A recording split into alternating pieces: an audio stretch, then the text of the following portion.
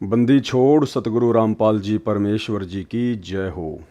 सत्साई भाई और बहनों, दया परमपिता परमेश्वर सतगुरु रामपाल जी भगवान की, जिनके शुभ आशीर्वाद से लगातार इसार जेल से आए हुए इस 80 पेज के लेटर जिसकी पुस्तक बनी हुई है जब जब भूल पड़े, इसके ऊपर हमारे 4 पार्ट कंप्लीट हो चुके हैं। 4 पार्ट देखने के लिए आप जी इस वीडियो के ऊपर जो टाइटल है उसमें लिंक दिए गए हैं, आप जी देख सकते हैं। और परमेश्वर ने बहुत बड़ी दया बख्शी, काफ़ी कुछ बातें भगत समाज को, जिन बातों से भगत समाज अभी तक अनजान था, सतलोक आश्रम मैनेजमेंट हरियाणा के विषय में, संजय दिल्ली वाले के विषय में परमेश्वर जी ने बहुत कुछ खुलकर लिख दिया है। और 80 पेज का ये टोटल लेटर है। इस पर लगभग 4 वीडियो और बनेंगे। तो भाई और बहनों, आज हम 40 से लेकर 50 पेज तक पढ़ेंगे। और 40 से 50 के बीच में परमात्मा ने संजय दिल्ली वाले के अज्ञान और पाखंड के ऊपर गीता जी से बहुत सारे श्लोकों को लेकर उनका खंडन किया है, उसकी झूठ का पर्दाफाश किया है। तो जहाँ जहाँ आवश्यकता होगी दास आपको विश्लेषण करके समझाएगा, अन्यथा दास आपका कीमती समय बर्बाद नहीं करेगा। जैसे परमेश्वर जी ने लिखा हुआ है वैसे ही दास आपको पढ़ाकर सुनाएगा। और जहाँ आवश्यकता पड़ेगी, क्योंकि 2-3 पॉइंट ऐसे हैं इन 10 पेज के अंदर जो कि बहुत ही ज़्यादा इम्पोर्टेंट हैं, तो आप सभी भाई बहन बड़े ध्यान से इस वीडियो को देखिएगा। परमात्मा दया करेंगे, बहुत सारी चीज़ें हमारे समझ में आएंगी। तो 40 पेज हमारे कंप्लीट हो चुके थे। आज हम चलेंगे पेज नंबर 41 पर। संत गरीबदास जी ने कहा है कि गरीब मुल्ला माया मग में बैठी हंसा चुन चुन खाई, ज्योति स्वरूपी कहे निरंजन मैं ही करता भाई। एक न करता दो न करता नो ठहराए भाई, 10वां भी दूंदर में मिलेगा सत्य कबीर दुहाई। तो परमेश्वर कबीर जी ने अर्थात सतगुरु रामपाल जी परमेश्वर जी ने काल से क्या कहा, मैं तेरी असलियत बताऊंगा, कबीर नाम से यथार्थ भक्ति मार्ग पंथ चलाऊंगा, सत्य पुरुष का ज्ञान प्रचार करूंगा। कबीर परमेश्वर जी उस समय अपने पुत्र सहजदास के वेश में थे। कबीर जी कभी अपने पुत्र जोगजित यानी योग संतान के रूप में भी काल ज्योति निरंजन के लोक में आते हैं, इसलिए अपने को छुपाकर लीला किया करते हैं। सब जीव उस सत्य पुरुष की आत्मा है। यहाँ तूने उन सब को कुत्ते गधे शुअर आदि बनाकर माँ कष्ट दे रखा है। इनको सुख सागर शतलोक का ज्ञान बताऊंगा, निज नाम देकर तेरे जाल से मुक्त कराऊंगा। तब काल ने मेरे से कहा था कि यदि तू एक कबीर पंथ चलाएगा, मैं अपने दूत भेजकर 12 नकली कबीर पंथ चलाऊंगा। इनके अतिरिक्त और अनेक नकली पंथ अपने दूत भेजकर चलाऊंगा। सब जीवों को भरमाऊंगा। वे वाणी तो आप वाली कहा करेंगे, परंतु अर्थ गलत करके मेरे जाल में जीवों को रखेंगे। हे धर्मदास, मेरे पृथ्वी पर आने के पश्चात ज्योति निरंजन काल ने अपने प्रमुख दूतों को बुलाया तथा कहा कि मेरा दुश्मन कबीर मृत्यु लोक अर्थात पृथ्वी लोक पर गया है। वह कबीर नाम से पंथ चलाएगा। तुम पृथ्वी पर जन्म लो, उसका विरोध उसी के पंथ में घुसकर करो। हे परमेश्वर कबीर जी के बच्चों, भगत तथा भगतमती यानी सतगुरु रामपाल जी भगवान कह रहे हैं आप और हमारे से, वर्तमान में काल का भेजा प्रमुख दूत संजय दिल्ली है। क्या कह रहे हैं परमात्मा कि वर्तमान में उस काल की तरफ से भेजा हुआ प्रमुख दूत कौन है?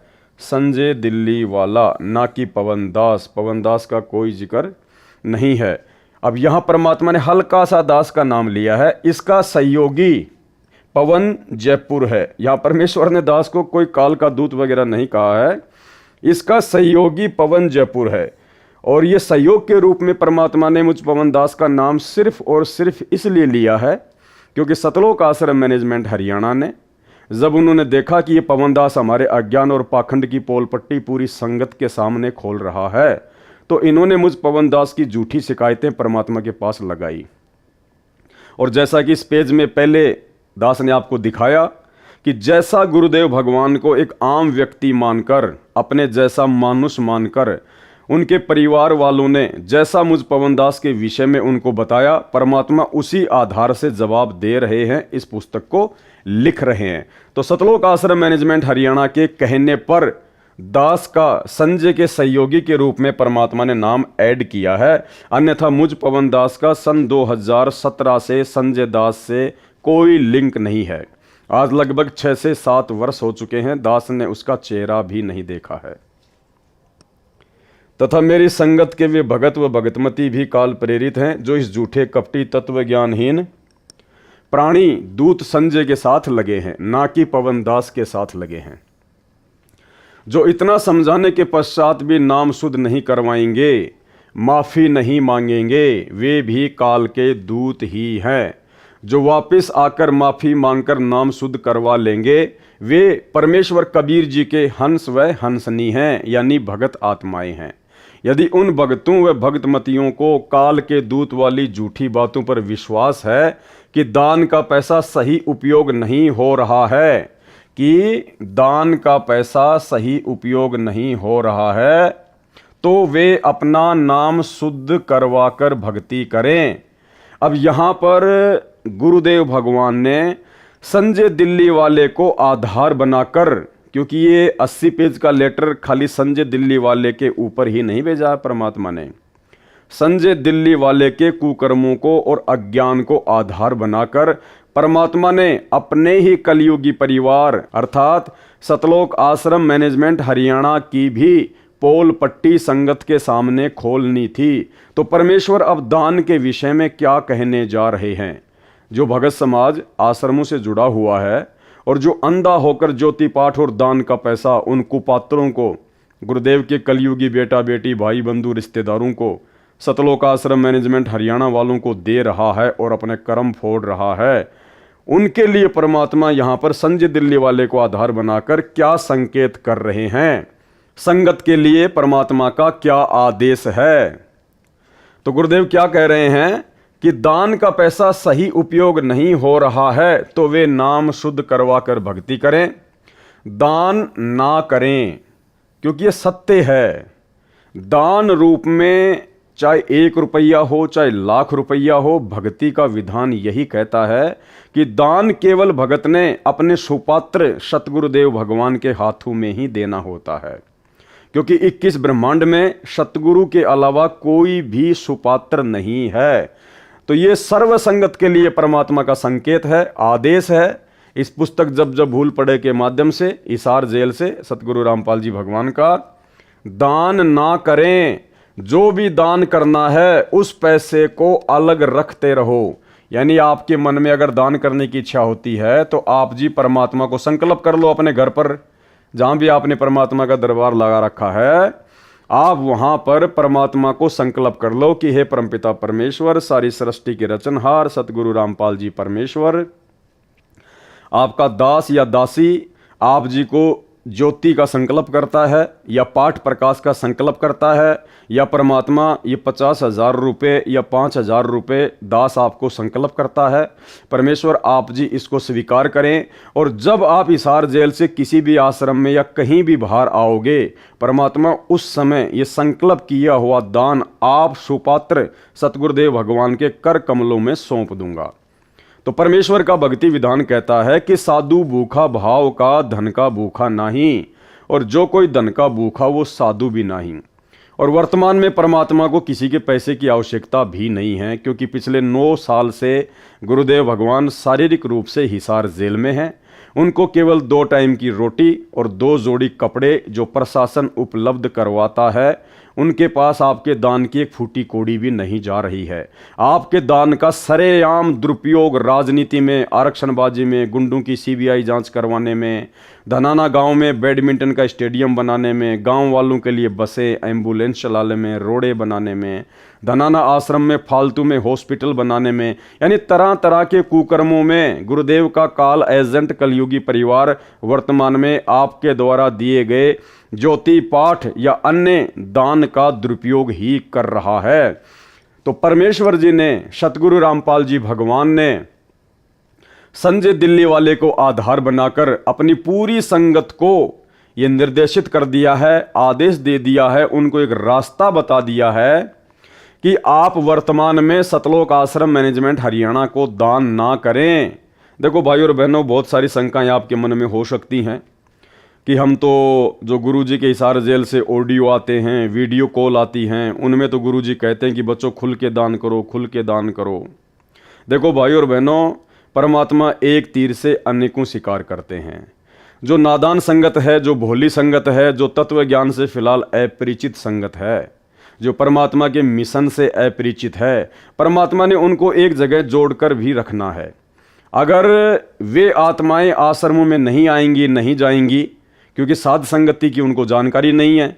साध संगति से जुड़ने के लिए उनको डराया जाता है, धमकाया जाता है कि तुम्हारा नाम खंड हो जाएगा, तुम्हारा पीला पर्चा निकाल देंगे, तुम्हारी नो एंट्री कर देंगे, गुरुजी के पास तुम्हारी शिकायत भेज देंगे, तुम्हें गुरुद्रोही घोषित कर देंगे, गुरुजी के आने के बाद तुम्हें आश्रम में एंट्री नहीं देंगे।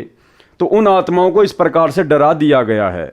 अब वे आत्माएं जो ज्ञान में कमजोर हैं, साध संगति से नहीं जुड़ पा रही हैं, गुरुजी के ज्ञान को आधार नहीं बना पा रही हैं, तो गुरुदेव को पता है कि ऐसी स्थिति में घर बैठकर भी भक्ति सफल नहीं की जा सकती जब तक भगत को ज्ञान पूर्ण नहीं है।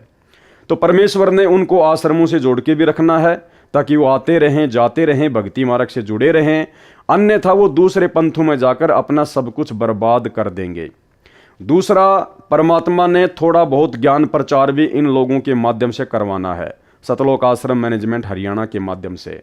अन्यथा भाइयों और बहनों, आपने कहानी सुनी होगी जो परमात्मा अक्सर अपने सत्संगों में बताते हैं कि एक शिष्य था, उसके गुरु ने उसको एक सिद्धि करवा दी और गुरु ने कहा कि बेटा मेरी गैर हाजिरी में इस सिद्धि का प्रयोग मत करना। गुरु कुछ दिन के लिए बाहर चला गया। पीछे से चेले ने देखा कि भाई सारा काम मुझे ही करना पड़ रहा है, गुरुजी ने मुझे एक सिद्धि करवाई थी, क्यों ना मैं उस सिद्धि का प्रयोग करूं। उसने सिद्धि का प्रयोग किया।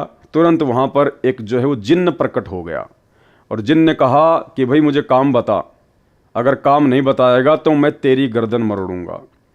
तो उसने काम बताया कि गांव से जाके आटा लिया, वो फटाफट आटा मांग के ले आया, लकड़ी इकट्ठी करके ले आ, लकड़ी ले आ, रोटी बना दी, झाड़ू निकाल दी। अब उसने देखा भाई इसको क्या काम बताऊं, और वो बोला मुझे काम पे लगा के रखना, अगर मुझे तूने फ्री छोड़ दिया तो मैं तेरी गर्दन मरोड़ूंगा। अब चेलाराम बड़ा दुखी, बड़ा परेशान हो गया, रो रो के गुरुजी को याद करने लगा कि आज ये मुझे मारेगा। इतने में गुरुजी उसको आते हुए दिखाई दिए। चेलाराम दौड़ के गया, गुरुजी के चरणों में गिर गया, रोने लगा। बोला भाई क्या हुआ? बोला गुरुजी बस पूछो मत क्या हुआ। बोला तूने वो सिद्धि यूज कर ली क्या? बोले हाँ गुरुजी। अरे बोला नालायक, मैंने तुझे मना किया था ना कि मेरी एब्सेंस में सिद्धि यूज मत करना। क्या हुआ? गुरुजी ऐसे ऐसे उसने सारा काम कर दिया। अब वो कह रहा है कि मुझे काम बता, नहीं तो मैं तेरी गर्दन मरोड़ूंगा। तो गुरुदेव ने कहा कि चल उसको ऐसा बोल कि वो एक लंबा सा बांस लेके आ जाए। तो उसने कहा कि भाई तू एक लंबा सा बांस लेके आ जा। वो फटाफट एक बांस लेके आ गया। अब इसको ये बोल कि जमीन में इसको गाड़ दे बांस को। उसने फटाफट खोद के गड्ढा और जमीन में बांस को गाड़ दिया। फिर गुरुदेव ने कहा कि अब इसको बोल कि इस बांस के ऊपर चढ़ और उतर, जब तक मैं तुझे दूसरा काम ना बताऊं तब तक तू इस बांस के ऊपर चढ़ेगा और उतरेगा और चढ़ेगा उतरेगा, यही काम तू करता रहे। तो उसने ऐसा ही किया, जिन अपने काम पे लग गया और चेले राम की जान बच गई। तो भाइयों और बहनों, ये जो सतलोक आश्रम मैनेजमेंट हरियाणा है ना, ये है जिन्न, ये भगत नहीं है। भक्ति के तो आसपास भी नहीं है ये लोग। गुरुदेव भगवान को पता है कि ये जिन्न हैं, ये भूत हैं, ये काल के एजेंट हैं। भक्ति तो इनसे हो नहीं सकती, अच्छे कर्म तो इनसे हो नहीं सकते। इनको यदि किसी ने किसी काम पर लगाकर नहीं रखा तो ये और ज्यादा अपने कर्म बिगाड़ेंगे, मेरी संगत की भी ऐसी की तैसी करेंगे। तो परमेश्वर ने इनको एक प्रकार से ज्ञान प्रचार की सेवा दे दी कि तुम्हारे बस का केवल यही है और भक्ति वक्ति तुम्हारे बस की बात नहीं है। तुम ये भंडारे करते रहो, संगत को जोड़े रखो, और जो तुम्हारी हार्दिक इच्छा थी माया की, धन प्राप्ति की, जिसके लिए तुम भक्ति कर रहे थे, अपने गुरुजी से जुड़े हुए थे, तो खोलो आश्रम, बनाओ आश्रम, लगाओ इन पत्थरों में पैसा। तुम और संगत दोनों इसी प्रकार से आपस में जुड़े रहो। अगर परमात्मा इनको इस प्रकार की छोटी मोटी सेवाएं ना देते, हालांकि गुरुदेव ने इनको ये आश्रम बनाने की सेवा अपनी तरफ से नहीं दी, इन काल एजेंटों ने गुरुजी को जेल में जाके सलाह दी। तब गुरुजी को तो मालूम था इन सब बातों का कि ये तो जिन है, यदि इनको किसी न किसी काम पे नहीं लगा के रखा तो ये तो संगत का सत्यानाश कर देंगे, और मेरी संगत जो अभी अज्ञान है, तत्व ज्ञान से अपरिचित है, ये दूसरे पंथों में जाके अपने कर्म फोड़ेगी। इससे अच्छा है कि मेरे पंथ में, इन्हीं आश्रमों में मर्यादा तोड़कर भी पड़े रहेंगे तो कम से कम मेरे चरणों में तो रहेंगे, आज नहीं तो कल ठोकर खाकर फिर वापस लाइन पर आ जाएंगे। तो भाई और बहनों, पूरी राम कहानी ये है। इसलिए परमात्मा ने सतलोक आश्रम मैनेजमेंट हरियाणा को इस प्रकार से आश्रम वगैरह बनाने की छूट दे रखी है, और ज्ञान प्रचार के माध्यम से इनके थोड़े बहुत जो कर्म है वो जो है बनते रहें। तो अब परमात्मा इस 80 पेज के लेटर के माध्यम से जो समझदार आत्माएं होंगी, सतलोक आश्रम मैनेजमेंट हरियाणा के पीछे जुड़ी हुई लाखों की संगत में जो कुछ एक समझदार भगत आत्माएं होंगी, जिनको थोड़ा बहुत गुरुदेव का ज्ञान समझ में आना लगा होगा, अब वो आत्माएं समझ जाएंगी इस 80 पेज के लेटर को पढ़कर कि हाँ, गुरुदेव भगवान संजय दिल्ली वाले को आधार बनाकर और अपनी पूरी संगत को क्या संदेशा देना चाह रहे हैं। तो परमेश्वर कह रहे हैं कि दान ना करें, जो भी दान करना है उस पैसे को अलग रखते रहो। ज्योति स्वयं जलाओ, परमात्मा कह रहे हैं ज्योति अपने घर पे जलाओ ना। अरे तुम ज्योति के 2100 रुपए सतलोक आश्रमों में जाकर जमा करवाते हो, और मान लीजिए वो तुम्हारी ज्योति जला रहे हैं, तो वो कितना घी जलाएंगे? 1.25 किलो घी। 1.25 किलो घी कितने का आया? 750 रुपए का। और तुम कितने दे रहे हो? 2100 रुपए। अब तुम्हें यह भी नहीं पता कि बाकी के पैसे तुम्हारे कहाँ लग रहे हैं, किस सेवा में लग रहे हैं, क्योंकि राजनीति में भी लग रहे हैं, आरक्षणबाजी में भी लग रहे हैं, गुंडों की सीबीआई जांच में भी लग रहे हैं, अपनी मौज मस्ती में भी लग रहे हैं, फालतू में आश्रमों पे आश्रम बनाए जा रहे हैं, उन पत्थरों में भी पैसे बर्बाद हो रहे हैं। तो ये विचार आप लोगों ने करना पड़ेगा कि 2100 रुपए देने के बजाय इन कुपात्रों को आप जी 2100 रुपए का 3 किलो घी लाके अपने घर पे जोत जलाओ ना परमात्मा की, उससे कहीं ज्यादा आपको लाभ मिलेगा। आप 2100 रुपए दे रहे हो, आपके 750 रुपए का मान लीजिए वो घी की आपकी ज्योति भी जला रहे हैं, तो आपको लाभ कितना हुआ? खाली 750 रुपए तक का ही तो होगा। और वो भी कन्फर्म नहीं है, वो भी कन्फर्म नहीं है कि आपके 750 रुपए का घी जलाया जा रहा होगा। तो इससे तो अच्छा है ना आप अपने घर पर घी लाकर परमात्मा के आदेश अनुसार, क्योंकि गुरुदेव का आदेश है कि ज्योति जलाओ, चाहे अखंड जलाओ। गुरुदेव कह रहे हैं चाहे कितना ही घी डालो, चाहे दिन में 1 किलो घी जलाओ, अखंड जलाओ, चलने दो 24 घंटे। जब दास बड़ी जेल से आए, यानी जब सतगुरु रामपाल जी भगवान हिसार जेल से बाहर आए, तब सारा पैसा दान कर देना, उस समय अपने गुरुजी के हाथों में दे देना वो पैसा। परंतु कुपात्र को दान देना तो कुछ लाभ नहीं मिलेगा, परंतु कुपात्र को दिए गए दान का कुछ भी लाभ नहीं मिलेगा। और ये सतलोक आश्रम मैनेजमेंट हरियाणा कुपात्र है, संजय दिल्ली वाला कुपात्र है, और मैं पवन दास ज्योति तथा पाठ का पैसा किसी से लेता नहीं। तो भाई और बहनों, अपना पैसा संकल्प करके अपने घर पर रखिए, परमात्मा की ज्योति का घी जलाओ, अखंड जलाओ, मालिक का आदेश आ गया है। और जितना भी आपको दान करना है गुरुदेव को संकल्प कर लो, साधु भूखा भाव का धन का भूखा नाई। उसी समय आपका पैसा गुरुजी के पास में पहुंच जाता है। बाकी जो कागज के टुकड़े हैं वो परमात्मा आने के बाद में ले लेंगे। तो स्पष्ट आदेश है सतगुरु रामपाल जी भगवान का। देखो भाई और बहनों, ये परमात्मा है, और इस समय गुरुदेव भगवान को अच्छे से पता है कि मेरी संगत के ऊपर काल का जबरदस्त पहरा है। काल स्वयं तो सबके सामने आता नहीं है, काल अपने एजेंटों के माध्यम से अपना काम करता है। और एजेंट वर्तमान में सतलोक आश्रम मैनेजमेंट हरियाणा बना हुआ है। गुरुजी के बेटा बेटी, भाई बंधु रिश्तेदार और ये चंद कोऑर्डिनेटर लोग बने हुए हैं। अब आप लोगों ने क्या करना है, डिसीजन आपके हाथ में है। परमात्मा ने आप तक संदेशा भिजवाना था, भिजवा दिया। अब गुरुदेव भगवान आपका हाथ पकड़ के नहीं रोकेंगे कि आप आश्रमों में मत जाओ, या वहां जाकर ज्योति पाठ का पैसा मत दो, या भंडारे में मत जाओ। परमात्मा का केवल इतना ही काम है, आप तक संदेशा पहुंचाना। और उस संदेश को समझने के लिए आपको परमात्मा ने तत्व ज्ञान दे रखा है। उसके बावजूद भी यदि आप नादानी करोगे तो आने वाले समय में परिणाम भी आप ही भोगोगे। तो ये स्पष्ट संकेत सतगुरु रामपाल जी भगवान की करोड़ों की संगत को संजय दिल्ली वाले को माध्यम बनाकर परमेश्वर जी ने दिया है। एक बार फिर से पढ़ लो। कि दान का पैसा सही उपयोग नहीं हो रहा है तो वे नाम शुद्ध करवा कर भक्ति करें, दान ना करें। जो भी दान करना है उस पैसे को अलग रखते रहो। ज्योति स्वयं जलाओ, अपने घर पर जलाओ, चाहे अखंड जलाओ, कितना ही घी जलाओ। जब दास बड़ी जेल से आए, अर्थात जब सतगुरु रामपाल जी भगवान हिसार जेल से बाहर आए, तब सारा पैसा दान कर देना, परंतु कुपात्र को दान देकर तो कुछ लाभ नहीं मिलता। और यही कारण है पिछले 9 वर्षों से हजारों की संख्या में सतगुरु रामपाल जी भगवान की आत्माएं काल की भेंट चढ़ चुकी हैं, अकाल मौत मर चुकी हैं। इन आश्रमों में आते जाते समय, हिसार की तारीखों पे आते जाते समय, और भी ना जाने बहुत सारे कारणों से, क्योंकि भगत समाज ने सतलोक आश्रम मैनेजमेंट हरियाणा की मनमानियों में बढ़ चढ़ के सहयोग किया है और कुपात्र को दिए गए दान का कोई लाभ मिलता नहीं, परमात्मा ने लिख दिया। और भगत समाज को कोई लाभ मिलना नहीं था, मर्यादा सबकी खंडित हो गई कुपात्रों को ज्योति पाठ और दान का पैसा देने के चलते, उनके मनमाने आचरण में उनका सहयोग करने के चलते, हिसार की तारीखों पे जा जा के प्रशासन को परेशान करने के चलते, मर्यादा किसी की बची नहीं, भक्ति किसी की बन नहीं रही, तो सबकी दुर्गति, घर घर में लड़ाई झगड़ा और कलह इस समय सतलोक आश्रम मैनेजमेंट हरियाणा से जुड़ी हुई संगत में है। तो परमेश्वर क्या कह रहे हैं, इस पत्र में भी यही समझाया है। उनको विचार करना चाहिए, किसको, संगत को, कि उनके लाखों भाई बहन कमेटी वाले सेवादारों को वह नामदान केंद्रों पर मेरे आदेश से दान दे रहे हैं। मेरे परिवार वाले भी वहीं दान दे रहे हैं। अब बताओ सतगुरु रामपाल जी भगवान के परिवार ने कौन से दिन दान किया, बताइए। आप खुद गुरुजी के बेटा बेटी भाई बंधु रिश्तेदारों को सौगंध खिलाकर कि तुझे गुरुजी की सौगंध है, बता तूने कितने रुपए दान दिए बरवाला कांड के बाद में। वो बोलेंगे हम तो दान लेने वाले हैं, देने वाले थोड़ी हैं।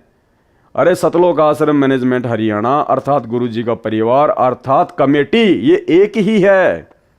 और ये लोग तो दान लेते हैं संगत से, इन्होंने कभी दान दिया नहीं है, ये तो लेते हैं। तो विचार करना चाहिए भाइयों बहनों। परमात्मा ने जो हकीकत थी वो ऊपर बता दी, और यहां गुरुदेव ने संकेत भी कर दिया कि मेरे परिवार वाले भी वहीं पर दान दे रहे हैं, जबकि गुरुदेव का परिवार 1 रुपया भी जेब से निकाल के नहीं देता, 1 रुपया भी, क्योंकि उनके पास में अपना पैसा है ही नहीं, उनके पास में पैसा है ही नहीं। वो तो खुद संगत के दान के ऊपर हराम के टूक तोड़ रहे हैं, संगत के दान के ऊपर अपना पेट भर रहे हैं, वो कहां से दान करने वाले हैं। तो ये संकेत है परमात्मा का, समझदार समझ जाएंगे। क्या उन्होंने सब जांच पड़ताल नहीं की होगी? गुरुदेव कह रहे हैं क्या संगत ने मेरे परिवार वालों को ज्योति पाठ और दान का पैसा देने से पहले क्या जांच पड़ताल नहीं की होगी? इशारा कर रहे हैं परमात्मा कि संगत नादान है, बेखबर है। क्या उन्होंने सब जांच पड़ताल नहीं की होगी कि दान का पैसा ठीक खर्च हो रहा है? जांच पड़ताल तो बिल्कुल हो गई। सत्सेवकों ने सैकड़ों वीडियो बना दिए इनके कुकर्मों के ऊपर। इन्होंने धनाना गांव में धनाना गांव वालों के लिए 50 लाख रुपए जो भक्तों का ज्योति पाठ और दान का पैसा था, बैडमिंटन का स्टेडियम बना दिया। तो ये पैसा बर्बाद हो रहा है ना। हरियाणा के जाट आरक्षण में इन्होंने करोड़ों रुपया जाट आरक्षण संघर्ष समिति को दिया चंदे के रूप में। क्या ये पैसे का दुरुपयोग नहीं है?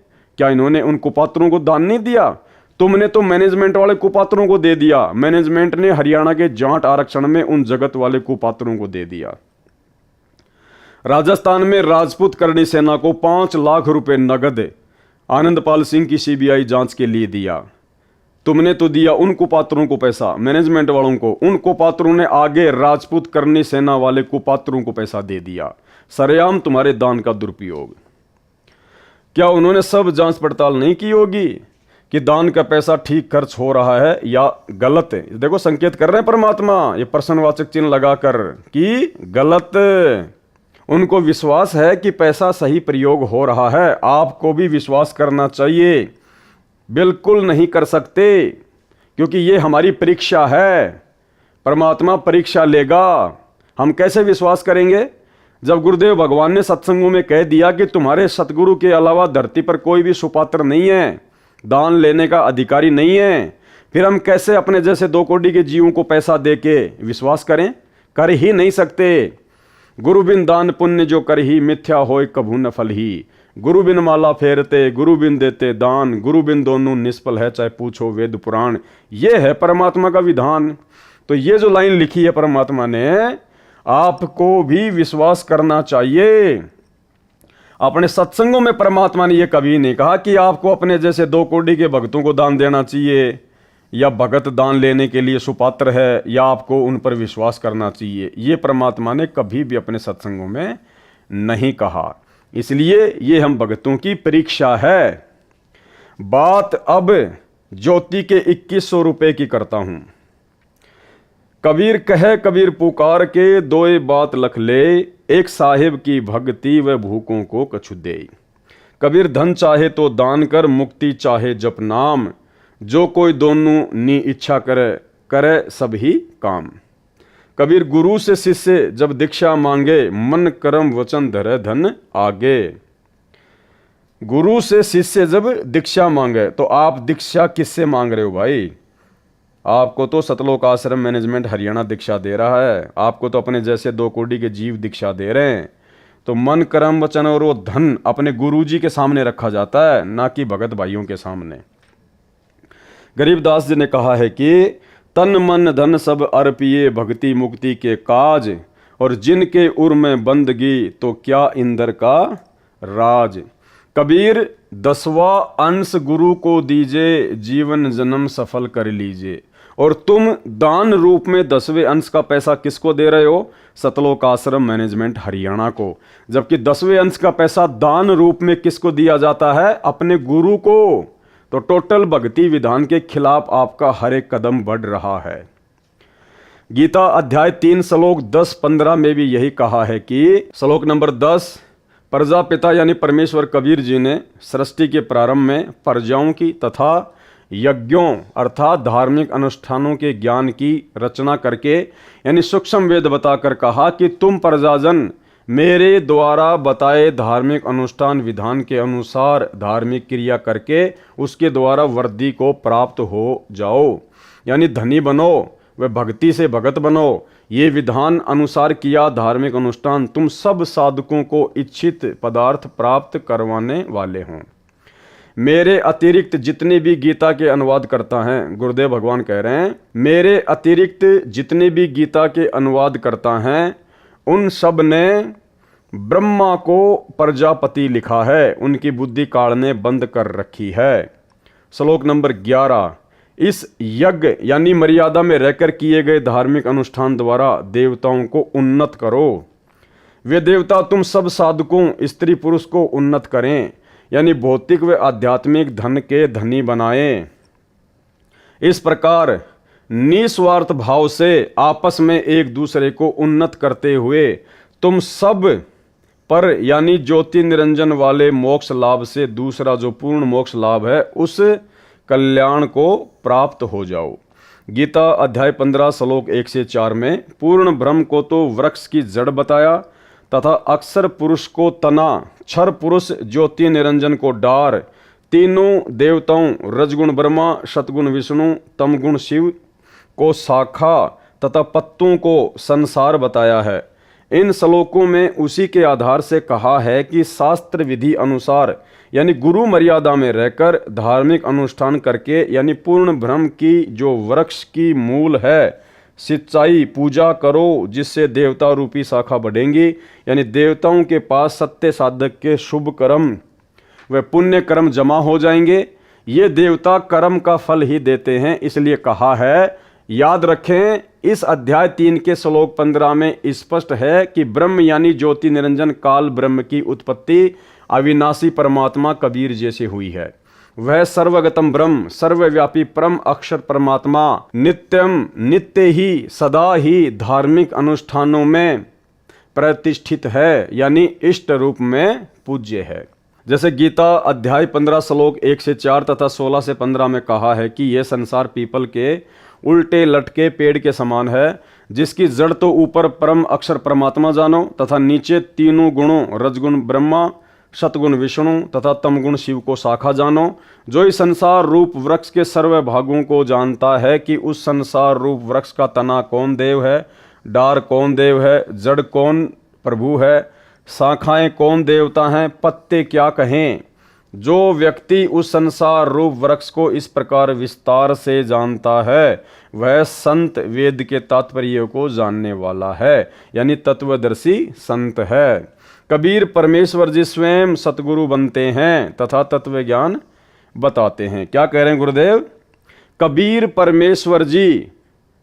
परमेश्वर जी स्वयं सतगुरु बनते हैं। क्या बनते हैं? सतगुरु, जो आज सतगुरु बनकर आप और हमारे बीच में प्रकट हैं।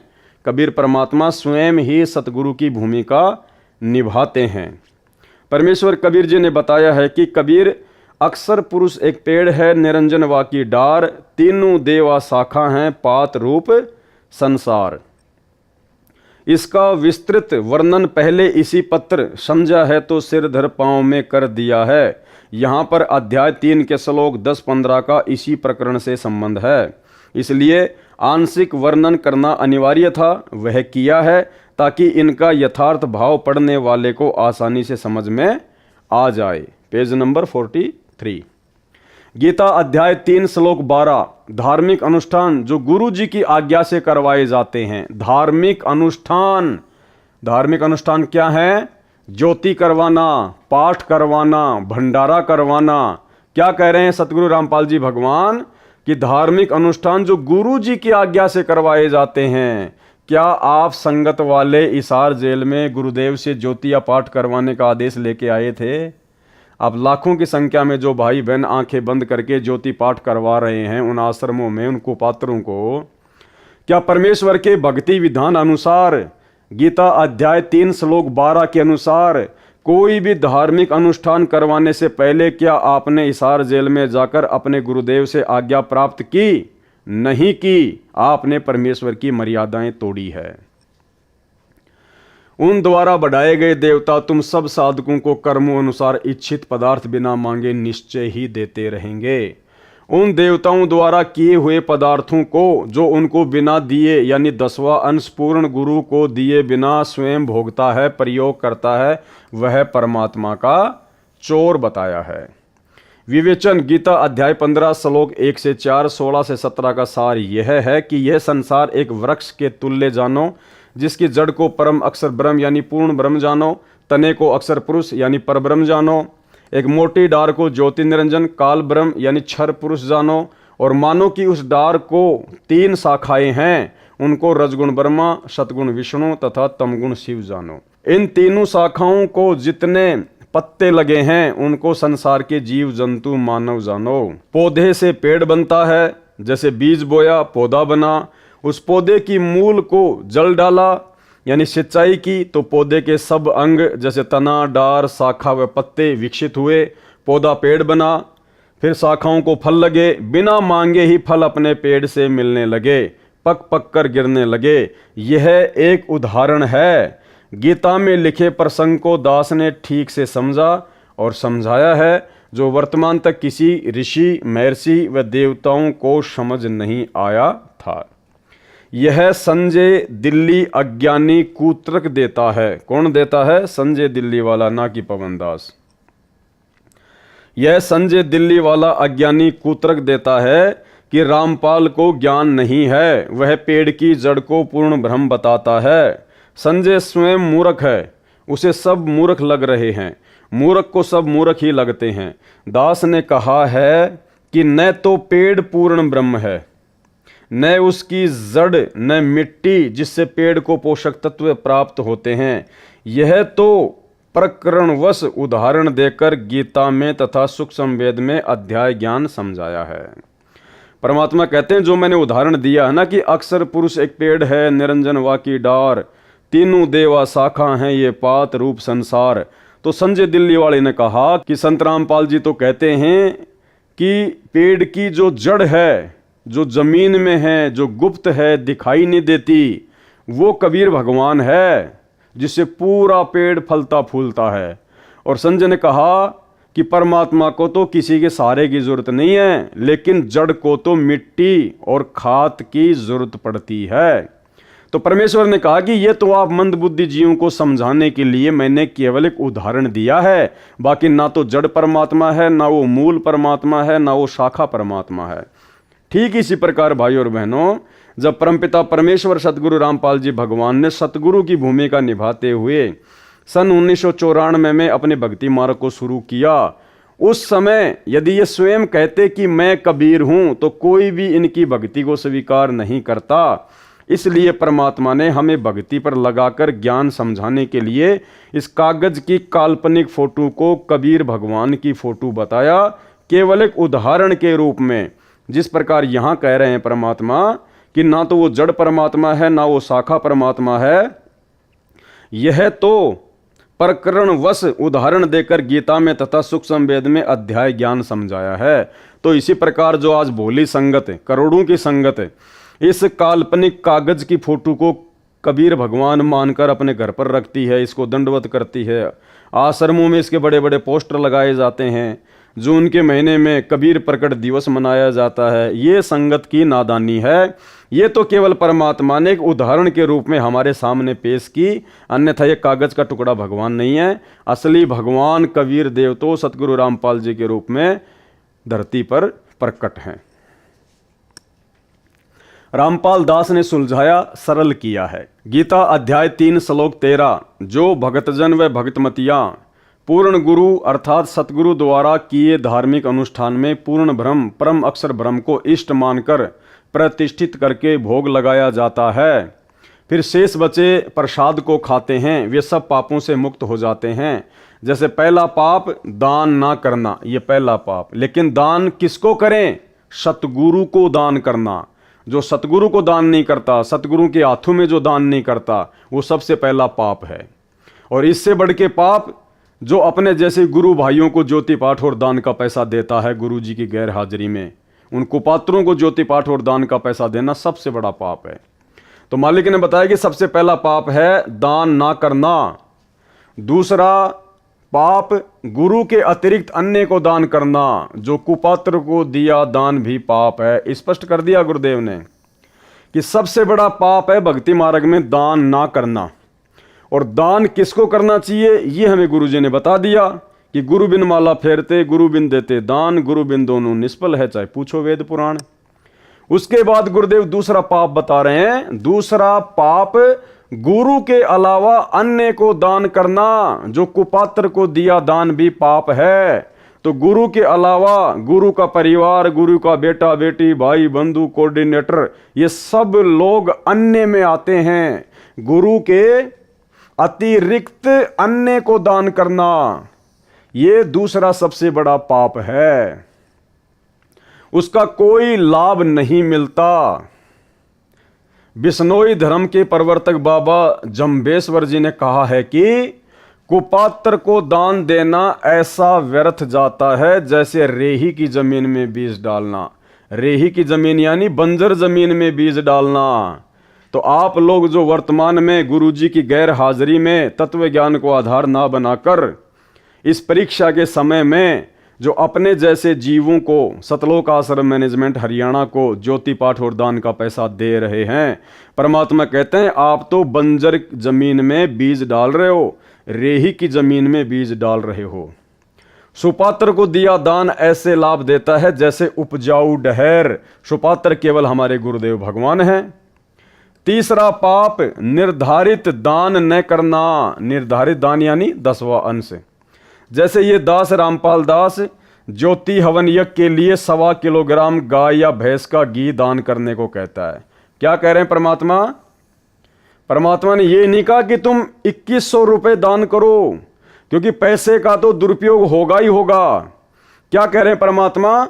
1 किलो घी दान कर दो। अगर तुम्हें ज्योति करवानी है उन आश्रमों में तो 2100 रुपए ना दो, 1 किलो घी दे दो।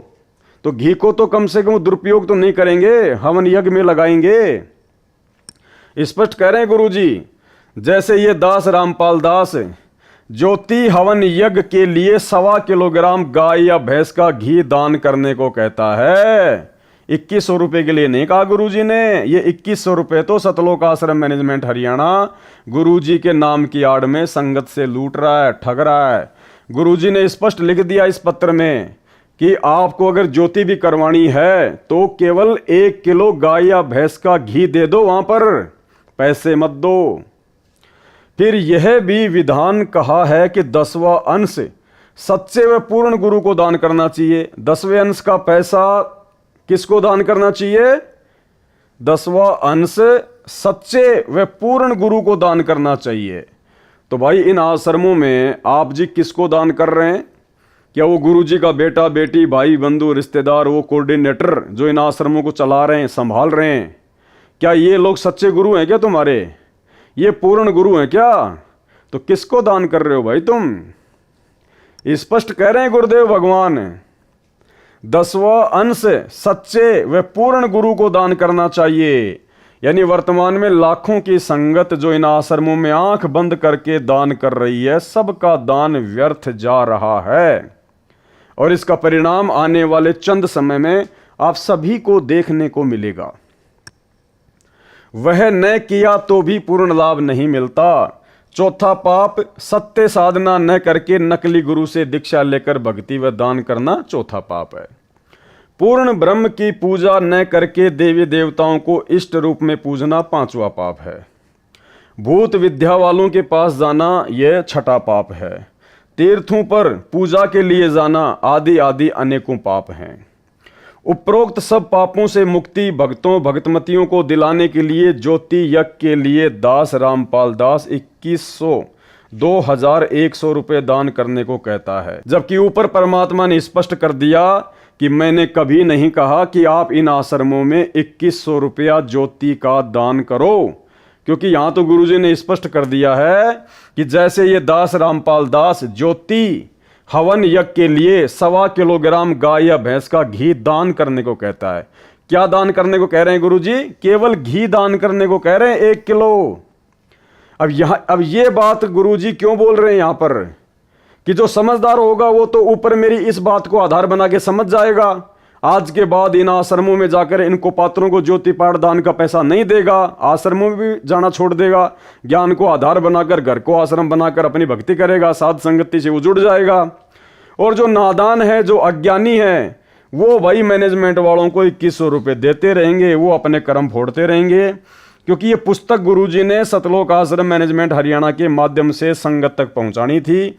अगर परमात्मा यहाँ पर 2100 रुपये मैनेजमेंट वालों को देने की बात ना कहें तो ये पुस्तक आप और हमारे तक नहीं आती। दूसरी बात, जो अज्ञानी है, जो ना समझ हैं, जो 2100 रुपये देंगे उससे फिर ज्ञान प्रचार भी होता रहेगा। लेकिन जो ज्ञानी आत्मा होंगी वो अपने परमात्मा के संकेत को यही समझ जाएंगी कि देना है तो केवल 1 किलो घी दो। अगर आश्रम वाले मना करते हैं कि नहीं, और यदि आश्रम वाले यदि देना है तो केवल 1 किलो घी दो, और यदि आप घी लेके जाते हैं, आश्रम वाले आपको मना करते हैं कि नहीं हमें तो 2100 रुपये दो, तो उसी समय समझ जाना आपकी कोई ज्योति हवन यज्ञ नहीं करने वाले, केवल इनको माया चाहिए, इनको पैसे चाहिए। अगर आपको ज्योति ही करवानी है, उनको यदि ज्योति ही करनी है तो ज्योति होगी किससे? घी से। घी आप उनको दे रहे हैं तो उनको क्या आपत्ति है घी लेने में?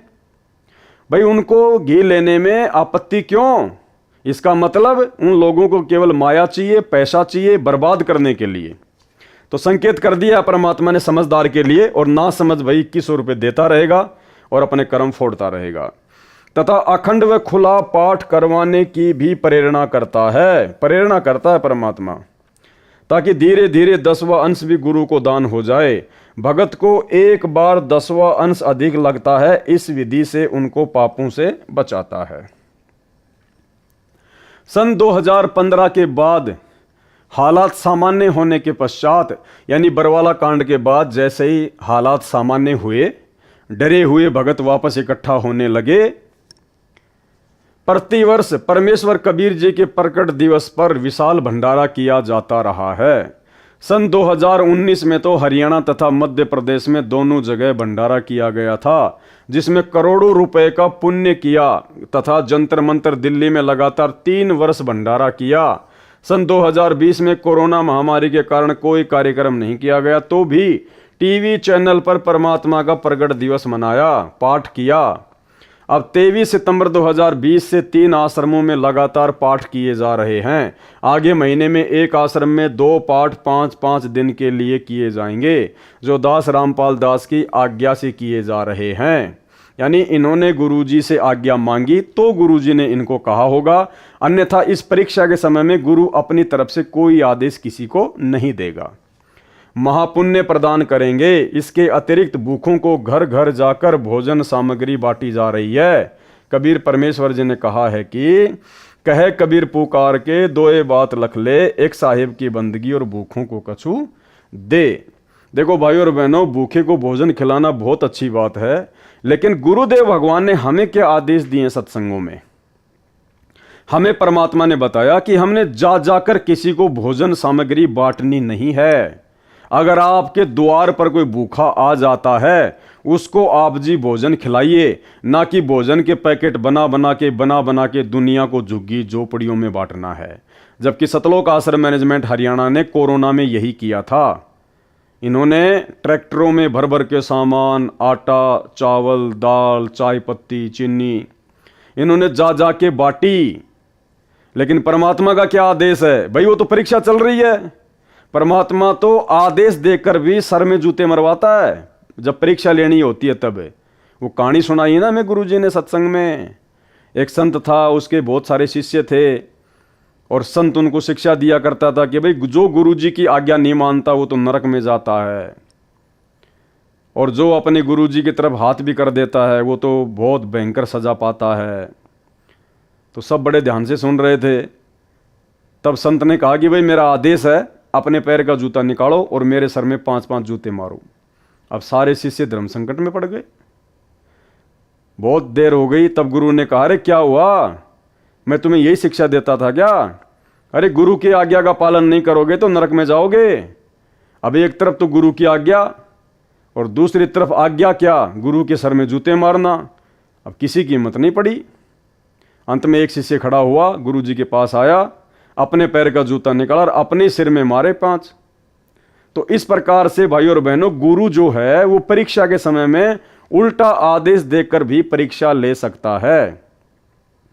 और अगर इनको आदेश सतगुरु रामपाल जी भगवान की ओर से था कोरोना के समय में जा जाकर लोगों को सामग्री बांटने का, तो ये उनकी परीक्षा थी जिसमें वो लोग फेल हो गए। क्योंकि सत्संग में गुरुजी ने अपना विधान बताया। सत्संग गुरु का पक्का विधान है, अटल विधान है। कल को गुरुजी नहीं रहेंगे सतगुरु रूप में, गुरु रूप में, तब उनके सत्संग रहेंगे। हजारों साल तक जो गुरुजी का मार्ग चलेगा गुरुजी की गैर हाजिरी में, वो गुरुजी के सत्संगों के आधार से ही चलेगा। तो सत्संगों में जो गुरुजी ने अपना विधान बता दिया, जो नियम मर्यादा बता दी, वो अटल है। तो सत्संग में गुरुदेव ने क्या बताया कि आपने जा जाकर किसी को भोजन सामग्री नहीं बांटनी है। अगर आपके द्वार पर कोई भिखारी आ जाता है तो उसको खाना खिला दो। जबकि इन लोगों ने जा जाकर सामग्री बांटी है, जो कि गुरुजी के ज्ञान के विरुद्ध था। कहे कबीर पुकार के दोए बात लख ले, एक साहिब की बंदगी और भूखों को कछु दे। अर्थात कबीर परमेश्वर जी का आदेश है कि भगत पूर्ण गुरु की शरण में जाए और उसको 10वां अंश दान करे। वह भक्ति कराता है तथा भूखों को भोजन व्यवस्था भी करवाता है। अब देखो ये क्या आ गया, क्या आदेश आ गया।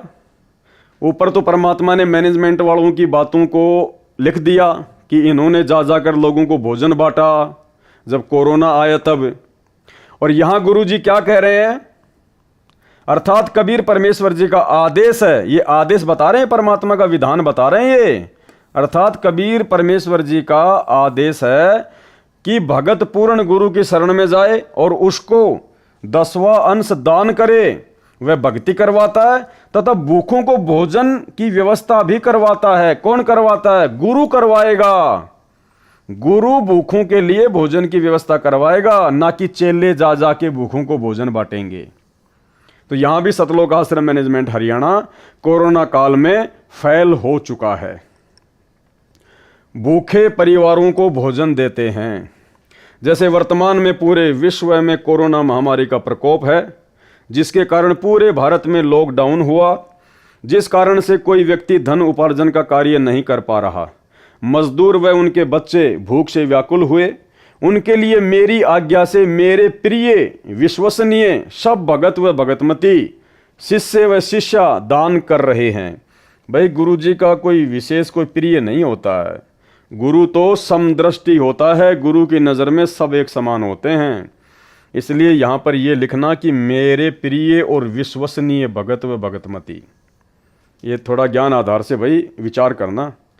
मेरी आज्ञा से मेरे द्वारा गठित कमेटी के सदस्य उस दान हुए रुपए से आटा, चावल, दाल, नमक, तेल, छोंक के लिए व अन्य प्रयोग के लिए हल्दी, मसाला, चीनी, चाय पत्ती, साबुन आदि आदि प्रतिदिन प्रयोग में आने वाली आवश्यक खाद्य सामग्री घर घर जाकर मुफ्त बांट रहे हैं। उनको दुखी परिवार बताता है, कल से कुछ नहीं खाया, बच्चे बिलख रहे हैं। ऐसी आपदा के समय किया गया राहत कार्य सेवादारों को सेवा का लाभ देता है, दानियों को दान का लाभ देता है। यह धार्मिक यज्ञ मेरे सुशिष्य, सुशिष्याएं, सुपुत्र, सुपुत्री कर रहे हैं। किसी को दवाई नहीं मिल रही है, उसे दवा देते हैं। उन दुखियों की आत्मा दानी व सेवादारों को दुआ देती है। भाई हमें दुआ नहीं चाहिए भाई और बहनों, ये 80 पेज का लेटर है, यहाँ पर संकेत है। परमात्मा ने हमें बताया कि भक्तों को किसी की दुआ नहीं चाहिए, भक्तों को केवल अपने भगवान की भक्ति करनी है। और यहाँ क्या कह रहे हैं परमात्मा, उन दुखियों की आत्मा दानी व सेवादारों को दुआ देती है। परमात्मा ऊपर बैठा सबके ऊपर नजर रखे हुए है, अर्थात गुरुदेव संकेत कर रहे हैं कि मैं सब कुछ देख रहा हूं हिसार जेल में बैठ के। इस लेटर में तुम्हारे को संकेत कर रहा हूं, बाकी मैं सब देख रहा था वहां पे, कौन क्या कर रहा था, कौन क्या नहीं कर रहा था। परमात्मा ऊपर बैठा सबके ऊपर नजर रखे हुए हैं कि कौन इस परीक्षा के समय में ज्ञान को आधार बनाकर चल रहे हैं और कौन अपनी मनमानियां कर रहा था। आगे देखिए, संजय साकट दिल्ली तो नीम हकीम खतरा ये जान है, इसको अध्यात्म का कै ख भी ज्ञान नहीं है, बस गुरु बनने की हवस उसे लगी है। किसको लगी है? संजय दिल्ली वाले को, ना कि पवन दास को।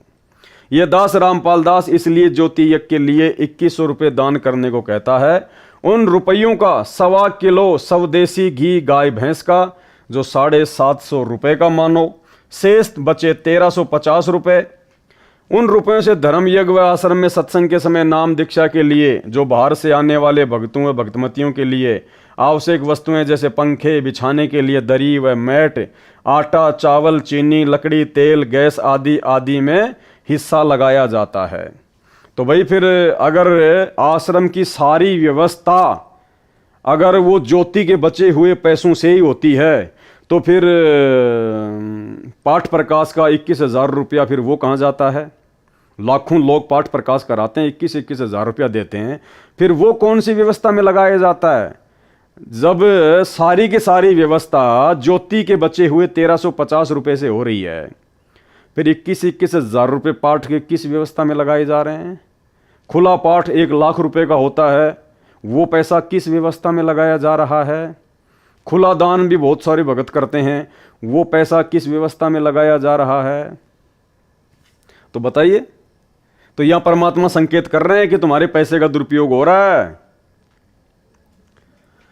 कई करोड़ रुपए की राहत सामग्री सेवादारों ने वितरित कर दी है, दिन रात एक कर रखा है। कई परिवार ऐसे मिले जो बता रहे थे कि कई दिनों से कभी एक समय भोजन खाया, कभी भूखे रहे, ऐसा चल रहा था। यदि आज भोजन नहीं मिलता तो परिवार के सब सदस्य आत्महत्या कर लेते। ऐसे ऐसे महापुण्य के कार्य आप भक्तों व भक्तमतियों के दान से, दास की आज्ञा से आपके भाई बहन सेवादार कर रहे हैं। एक संजय दिल्ली है जो दिन रात ऐसी धर्मात्माओं में दोष निकालता रहता है, भक्तों व दास रामपाल दास की निंदा करता रहता है, अपने कर्म खराब कर रहा है, केवल आश्रम में बनाता है व खाता है, वह भी मनमाना आचरण करके बिना मेरी आज्ञा के करता है और उसे धर्म कहता है। अन्य आपदा जो मुझ रामपाल दास व 1000 अनुयायियों पर नवंबर 2014 में आई, यानी बरवाला कांड, झूठे मुकदमे दर्ज हुए, जेलों में डाले गए, उन सब की न्यायालय में पैरवी के लिए धन की आवश्यकता पड़ी। सारा रुपया आश्रम में रह गया, हमें पकड़कर जेल में डाल दिया। उस समय वकील करने थे, उनकी फीस देनी थी, कुछ ज्ञान के पूरे, गांठ के पूरे धनवान भक्तों ने कहा कि जो भी न्यायालय के राहत पाने के लिए धन की आवश्यकता है वह सब खर्च हम वहन करेंगे। उस समय खराब परिस्थिति थी, दास ने उनसे दान नहीं लिया। जबकि भाइयों और बहनों, दास के पास में लेटर है, हिसार जेल से भेजा हुआ लेटर बताया जाता है सतलोक आश्रम मैनेजमेंट हरियाणा के द्वारा। उस लेटर में गुरुजी को भिखारी बना दिया गया। गुरुजी 50 लाख रुपए की उधार मांग रहे हैं एक भगत से, राजेंद्र से, 50 लाख रुपए की, कि भाई तू मेरे को उधार दे दे 50 लाख रुपए, और जब मैं हिसार जेल से बाहर आऊंगा ना तब तेरे को वापस दे दूंगा। क्या हमारे परमात्मा अपने भक्तों से इस प्रकार भीख मांगेंगे क्या? तो इन्होंने हर प्रकार से संगत को गुरुजी के आड़ में ठगा है जमकर। सारी संगत के दान से लगाया, क्योंकि प्रत्येक पुण्य के काम में प्रत्येक का कुछ न कुछ भाग लगना चाहिए। जो भगत जेलों में डाले गए उनका सारा खर्चा जेल का व कुछ रुपए उनके घर पर प्रति महीने खर्चे के भेजे जाते हैं।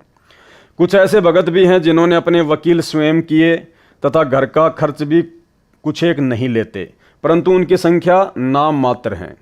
940 भगत प्रत्येक तारीख पेशी पर हिसार आते हैं। उनके भोजन की व्यवस्था भी भगतों के दान से मुफ्त की जाती है।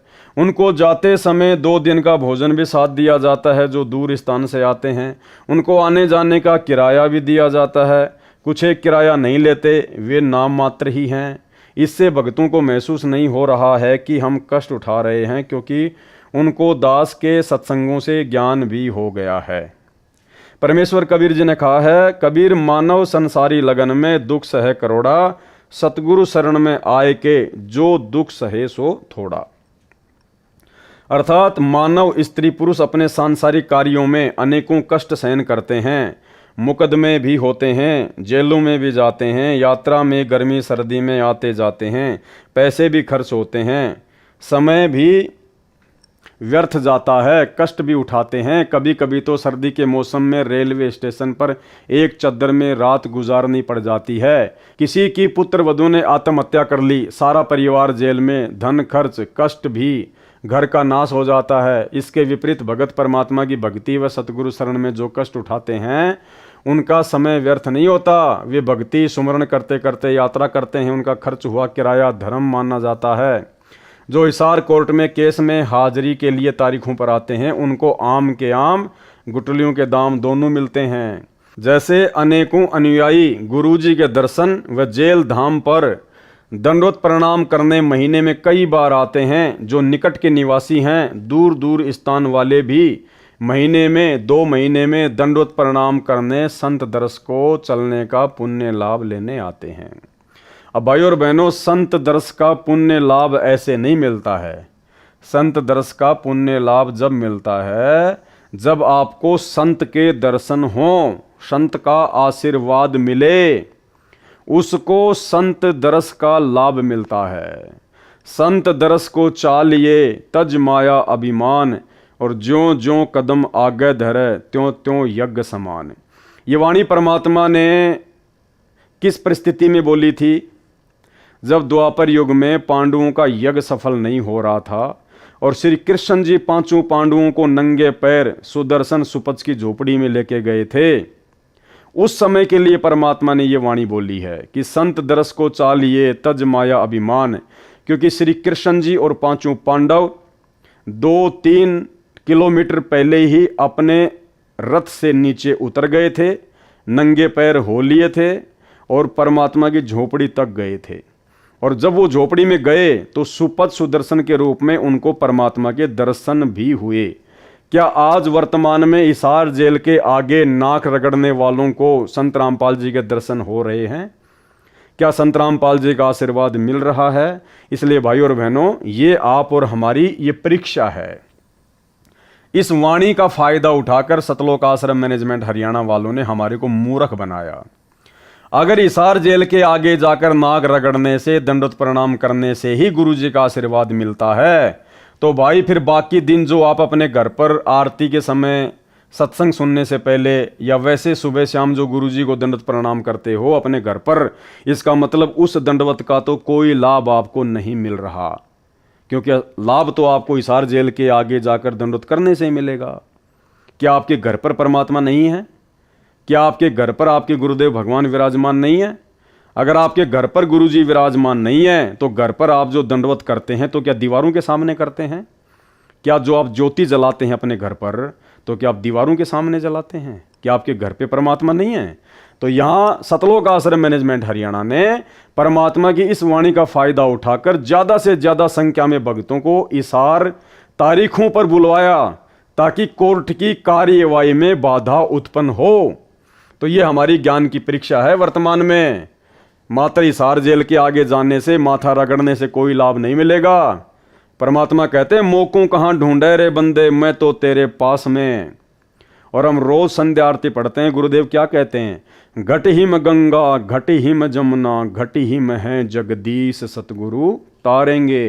तो जगदीश कौन है? जगदीश है सतगुरु रामपाल जी भगवान, कबीर भगवान।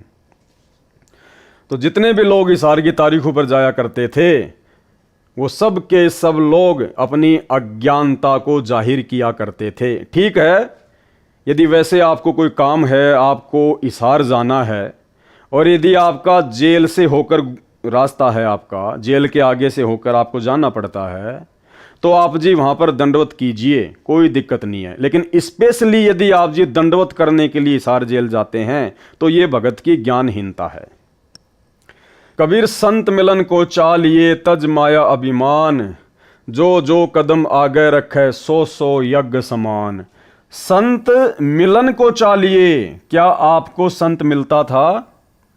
क्या आपको गुरुजी मिलते थे? क्या गुरुजी के आपको दर्शन होते थे हिसार जेल के आगे? नहीं होते थे। तो आपका जाना व्यर्थ, आप व्यर्थ में अपना समय और अपने समाज से बर्बाद किया करते थे। अर्थात कबीर परमेश्वर जी ने कहा है कि हे भगत भगतमती, पूर्ण संत यानी अपने सतगुरु के दर्शन के लिए अपने धन व पद का अभिमान त्याग चलना। ऐसे संत दर्शन के लिए चलते हैं, उनका प्रत्येक कदम एक एक यज्ञ के तुल्य लाभ देता है। उस समय में पैदल यात्रा ही हुआ करती, घोड़े से या रथ आदि से कोई इक्का दुक्का ही भगत संत के पास जाता था।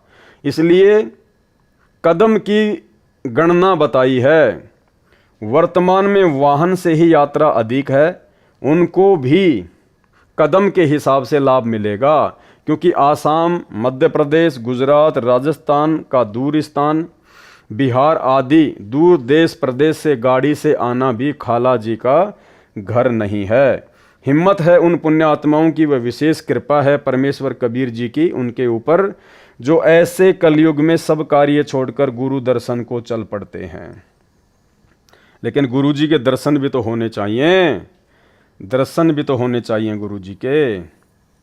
महाराष्ट्र के लातूर जिले से 2 बसें भरकर सतगुरु रामपाल जी भगवान के दर्शन करने के लिए हिसार जा रहे थे। 2018 की घटना है। और राजस्थान के नागौर में सुबह 3 बजे एक गाय की टक्कर लगने से उसका एक्सीडेंट हुआ और 13 भक्तों की ऑन द स्पॉट अकाल मौत हुई, जो लोग हिसार तारीख पर जा रहे थे गुरु जी के दर्शन करने के लिए। तो लाभ के बजाय क्या मिला? पुण्य के बजाय क्या मिला? मौत। क्या परमात्मा को मालूम नहीं था? फिर क्यों परमात्मा ने उनकी आपदा नहीं टाली? भाई वो को शादी में थोड़ी जा रहे थे हिसार, वो तो अपने गुरु जी के दर्शन करने के लिए जा रहे थे। हिसार जेल के आगे माथा रगड़ने के लिए जा रहे थे। फिर क्यों अकाल मौत को प्राप्त हो गए? क्योंकि वो मनमाना आचरण था, मनमाना आचरण।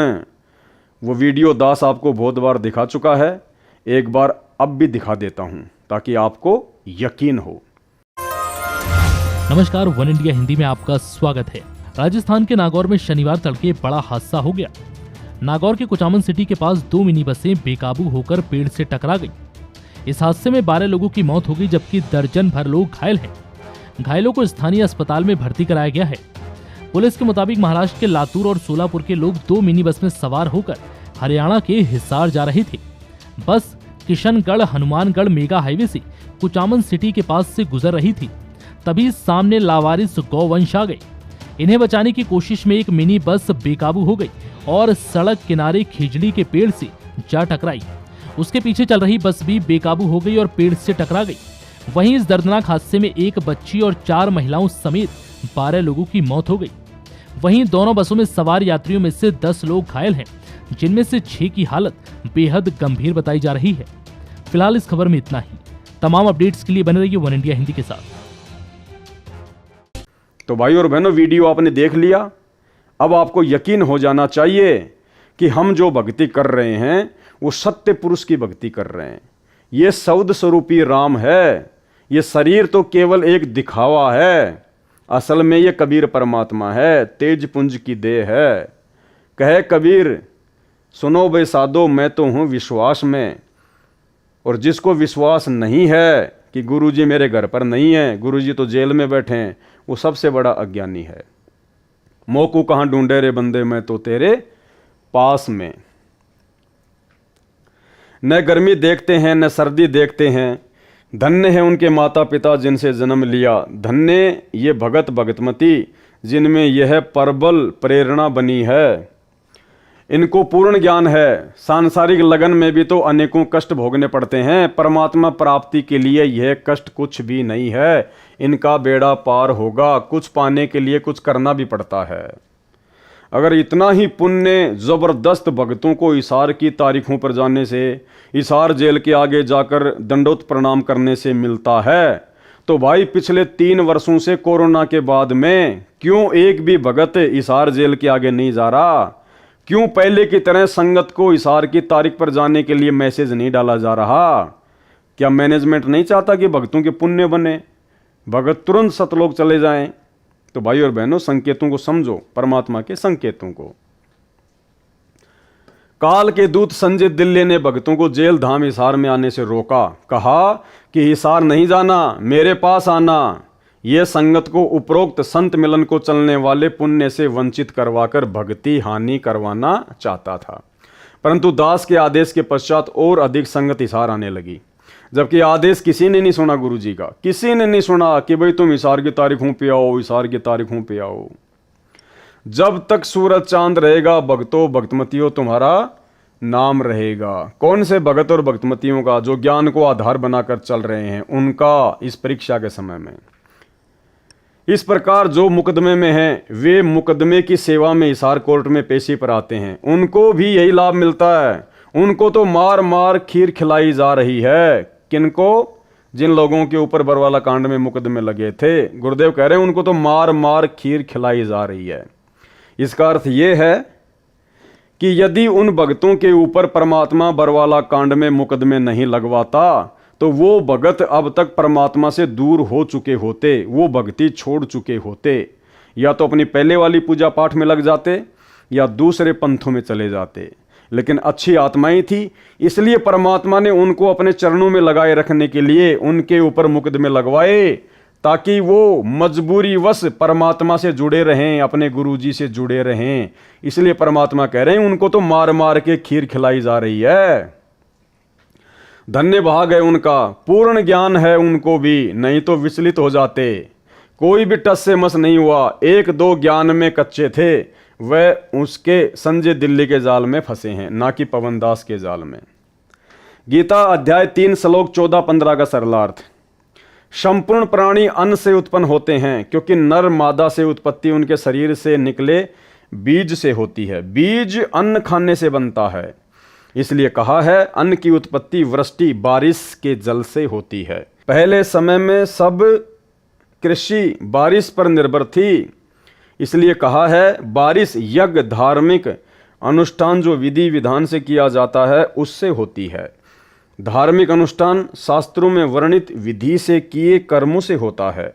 कर्म काल ब्रह्म ने उत्पन्न किए, क्योंकि काल ब्रह्म ज्योति निरंजन के लोक में सब प्राणियों को कर्म करके ही खाने पीने की सुविधाएं मिलती हैं। केवल सतलोक जो सबका निज घर है, उसमें बिना कर्म किए सब सुविधाएं मिलती हैं। और ब्रह्म यानी क्षर पुरुष यानी ज्योति निरंजन की उत्पत्ति अविनाशी परमात्मा यानी पूर्ण ब्रह्म कबीर जी से जान। ज्योति निरंजन की उत्पत्ति किससे? पूर्ण ब्रह्म कबीर साहिब से। इससे स्वसिद्ध है कि सर्वगतम ब्रह्म परम अक्षर ब्रह्म सदा ही धार्मिक अनुष्ठानों में प्रतिष्ठित है। सर्वगतम ब्रह्म का अर्थ है जिस परमात्मा की सत्ता सबके ऊपर है, जो सब जगह निर्बाध जा सकता है, ब्रह्मा, विष्णु तथा शिव तीनों काल ब्रह्म के निज निवास 21वें ब्रह्मांड में नहीं जा सकते। ये सर्वगतम सर्वव्यापी नहीं है। काल ब्रह्म क्षर पुरुष अक्षर पुरुष के लोक में नहीं जा सकता। यह भी सर्वगतम ब्रह्म अर्थात सर्वव्यापी परमात्मा नहीं है। अक्षर पुरुष परम अक्षर ब्रह्म के सतलोक में नहीं जा सकता, इसलिए यह भी सर्वगतम ब्रह्म अर्थात सर्वव्यापी परमात्मा नहीं है। परंतु परम अक्षर ब्रह्म अर्थात कबीर देव सतगुरु रामपाल जी भगवान सत्य पुरुष कबीर जी सब लोकों में निर्बाध रूप से जा सकता है। वेद भी कहते हैं कि पूर्ण परमात्मा ऊपर सबसे ऊपर के लोक में बैठा है, वहां से चलकर पृथ्वी पर आता है। रास्ते में अक्षर पुरुष का लोक भी है, उसमें भी आता है, फिर क्षर पुरुष के लोक में पृथ्वी पर आता है। संत गरीबदास जी ने भी यही कहा है कि अजब नगर में ले गए हमको सतगुरु आण, जिल के बिंब अगाध गति सूते चादर ताण। अमर लोक से सतगुरु आए रूप धर्या करवाना, ढूंढत ऊंट महल पर डोले बूझत सा बयाना। अर्थात कबीर परमेश्वर जी जो गरीबदास जी के सतगुरु हैं, वे मेरे को संत गरीबदास जी को सतलोक से चलकर आकर गांव छुडानी में मिले, अपने अमर लोक सतलोक में लेकर गए। हम वहां सुख की नींद सोए, सूते चादर ताण। सुल्तान अब्राहिम को भी अमर लोक से सतलोक जो परमात्मा का ऊपर शून्य आकाश में है निवास स्थान है, उससे आए। आकर कारवाना ऊंटों के पाली का रूप बनाकर मिले, राजा के महल पर प्रकट हुए, राजा से वार्ता की। इसलिए सत्य पुरुष अविनाशी परमात्मा ही सर्वगतम सर्वव्यापी सबका धारण पोषण करने वाला है। इसलिए सब यज्ञों यानी धार्मिक अनुष्ठानों में इष्ट रूप में मूल रूप से पूज्य है। कौन? कबीर परमात्मा सतगुरु रामपाल जी। गीता अध्याय 15 श्लोक 16-17 में भी स्पष्ट है, जो पहले बता दिया है कि श्रेष्ठ परमात्मा अर्थात उत्तम पुरुष यानी पुरुषोत्तम तो श्लोक 16 में बताए क्षर पुरुष और अक्षर पुरुष से अन्य भिन्न ही है, जिसे परमात्मा कहा जाता है। जो तीनों लोकों में प्रवेश करके सबका धारण पोषण करता है, वह अविनाशी परमेश्वर है। जो विधि विधान से धार्मिक अनुष्ठान किए जाते हैं, उनका फल पूर्ण परमात्मा भगत भगतमती की किस्मत में लिख देता है। जो सुविधा यहाँ काल ब्रह्म के लोक में सत्य पुरुष कबीर जी के भगत भक्तमतियों को चाहिए, उनका कर्मानुसार भुगतान तीनों देवता ही करते हैं। ये भाग्य में लिखे को न कम कर सकते हैं न अधिक। जैसे कोई नौकर सेठ की नौकरी करता है तो उसकी हाजिरी लगती है, वे हाजिरी मुनीम के पास जाती हैं, वह नौकर को तनख्वाह देता है, वह उसको न कम कर सकता है न अधिक और न तनख्वाह को रोक सकता है। ये उदाहरण समझने के लिए पर्याप्त है। सतगुरु विमुखा युग युग रोवे। और वर्तमान में सतलोक आश्रम मैनेजमेंट हरियाणा ने काल प्रेरणा से मनमानियां करते हुए पूरी की पूरी संगत को सतगुरु विमुख वाली स्थिति में लाके खड़ा कर दिया है। संजय दिल्ली वाले के ऊपर उदाहरण देकर परमात्मा क्या समझा रहे हैं। सतगुरु को त्याग कर मनमाना आचरण करने वाला संसार सागर से पार नहीं हो सकता। सतगुरु को त्याग कर, सतगुरु को त्यागने का मतलब है सतगुरु की बातें ना मानना, सतगुरु के सत्संग रूपी वचनों पे ना चलना, या सतगुरु की मर्यादा तोड़कर उनकी भक्ति करना, वो होता है सतगुरु को त्यागना। और मनमाना आचरण करने वाला संसार सागर से पार नहीं हो सकता। तो भाई सतलोक आश्रम मैनेजमेंट हरियाणा ने 2014 बरवाला कांड के बाद में कितने सारे मनमाने आचरण किए हैं, गिनती नहीं है। कुछ मोटे मोटे मनमाने आचरण जो दास आपको अक्सर गिनाता है। राजस्थान के गैंगस्टर आनंदपाल सिंह की सीबीआई जांच का समर्थन, 5 लाख रुपए राजपूत करणी सेना को चंदे के रूप में देना। 2016 में हरियाणा के जाट आरक्षण में करोड़ों रुपया भक्तों के ज्योति पाठ का जाट आरक्षण संघर्ष समिति को चंदे के रूप में देना। लाखों भक्तों को जाटों के धरनों पर बैठाना। धनाना गांव में 50 लाख रुपए का बैडमिंटन का स्टेडियम बनवाना। और धनाना गांव में कबड्डी की टीम को सतगुरु रामपाल जी परमेश्वर जी के बड़े बेटे वीरेंद्र की ओर से 31,000 रुपए का इनाम देना। धनाना गांव वालों के लिए एम्बुलेंस चलाना, बसें चलाना, रोडें ठीक करवाना। और इसके अलावा ना जाने कितने कुकर्म जो परमेश्वर के भक्ति विधान के बिल्कुल खिलाफ हैं। इसको कहते हैं मनमाना आचरण। तो ऐसा मनमाना आचरण करने वाले और संगत से करवाने वाले को गुरुदेव क्या कह रहे हैं? सतगुरु को त्याग कर मनमाना आचरण करने वाला संसार सागर से पार नहीं हो सकता। उस आत्मा का कल्याण सतगुरु जी की शरण में रहकर मर्यादा का पालन करते हुए आजीवन भक्ति करने से ही होगा। उदाहरण, परमेश्वर कबीर जी को एक जीव को काल के जाल से निकालने के लिए बहुत लंबा संघर्ष करना पड़ता है। आप सब भगत भगतमती जो मुझ दास से दीक्षित हो, आपके पीछे परमेश्वर कबीर जी युगों से लगे हैं आपको शरण में लेने के लिए, यानी काल ब्रह्म के जाल से निकालने के लिए। इतना घोर कष्ट उठाया है जितना सुल्तान इब्राहिम अधम व कमाली को काल के जाल से निकालने में कष्ट उठाए थे। सुल्तान अधम के लिए जो सम्मन वाली आत्मा थी, कभी ऊंट वाला बने, कभी यात्री का वेश बनाया, वे नौकरानी का वेश बनाकर बाग में गए। 3 कोरड़ों की चोट खाई। किसने खाई? कबीर परमात्मा ने। किस कबीर परमात्मा ने? सतगुरु रामपाल जी परमेश्वर कबीर परमात्मा ने 3 कोरड़ों की चोट खाई। फिर 3 कुत्ते लेकर जंगल में लीला की। आखिर में उसे काल की दलदल से निकाल कर छोड़ा। संत गरीबदास जी को कबीर परमेश्वर जी ने बताया है कि जो जन मेरी शरण है ताका हूं मैं दास, और गैल गैल लाग्या फिरूं जब तक धरती आकाश। एक ही उदाहरण आपको सब प्रमाण देगा जो इस प्रकार हैं। जीव को अपनी शरण में लेने के लिए परमेश्वर कबीर जी पहले जीव की शरण में स्वयं जाते हैं, यानी समझाने के लिए। प्रमाण, जो कमाली लड़की शेख तकी की बेटी थी, उसको कैसे शरण में लिया और सतगुरु शरण त्याग कर उसने क्या क्या कष्ट उठाए, तथा अंत में सतगुरु शरण में आकर ही मोक्ष प्राप्त किया। एक पुस्तक दास ने लिखी है, आध्यात्मिक ज्ञान गंगा। उसमें परमेश्वर कबीर जी का चारों युगों में प्रकट होने का वर्णन है। सतयुग तथा त्रेता युग में स्वामी रामानंद काशी वाले की आत्मा वेद विद व गंगाधर नाम का ऋषि था, तथा कमाली वाली आत्मा उसकी पत्नी दीपिका व सूर्या नाम से थी।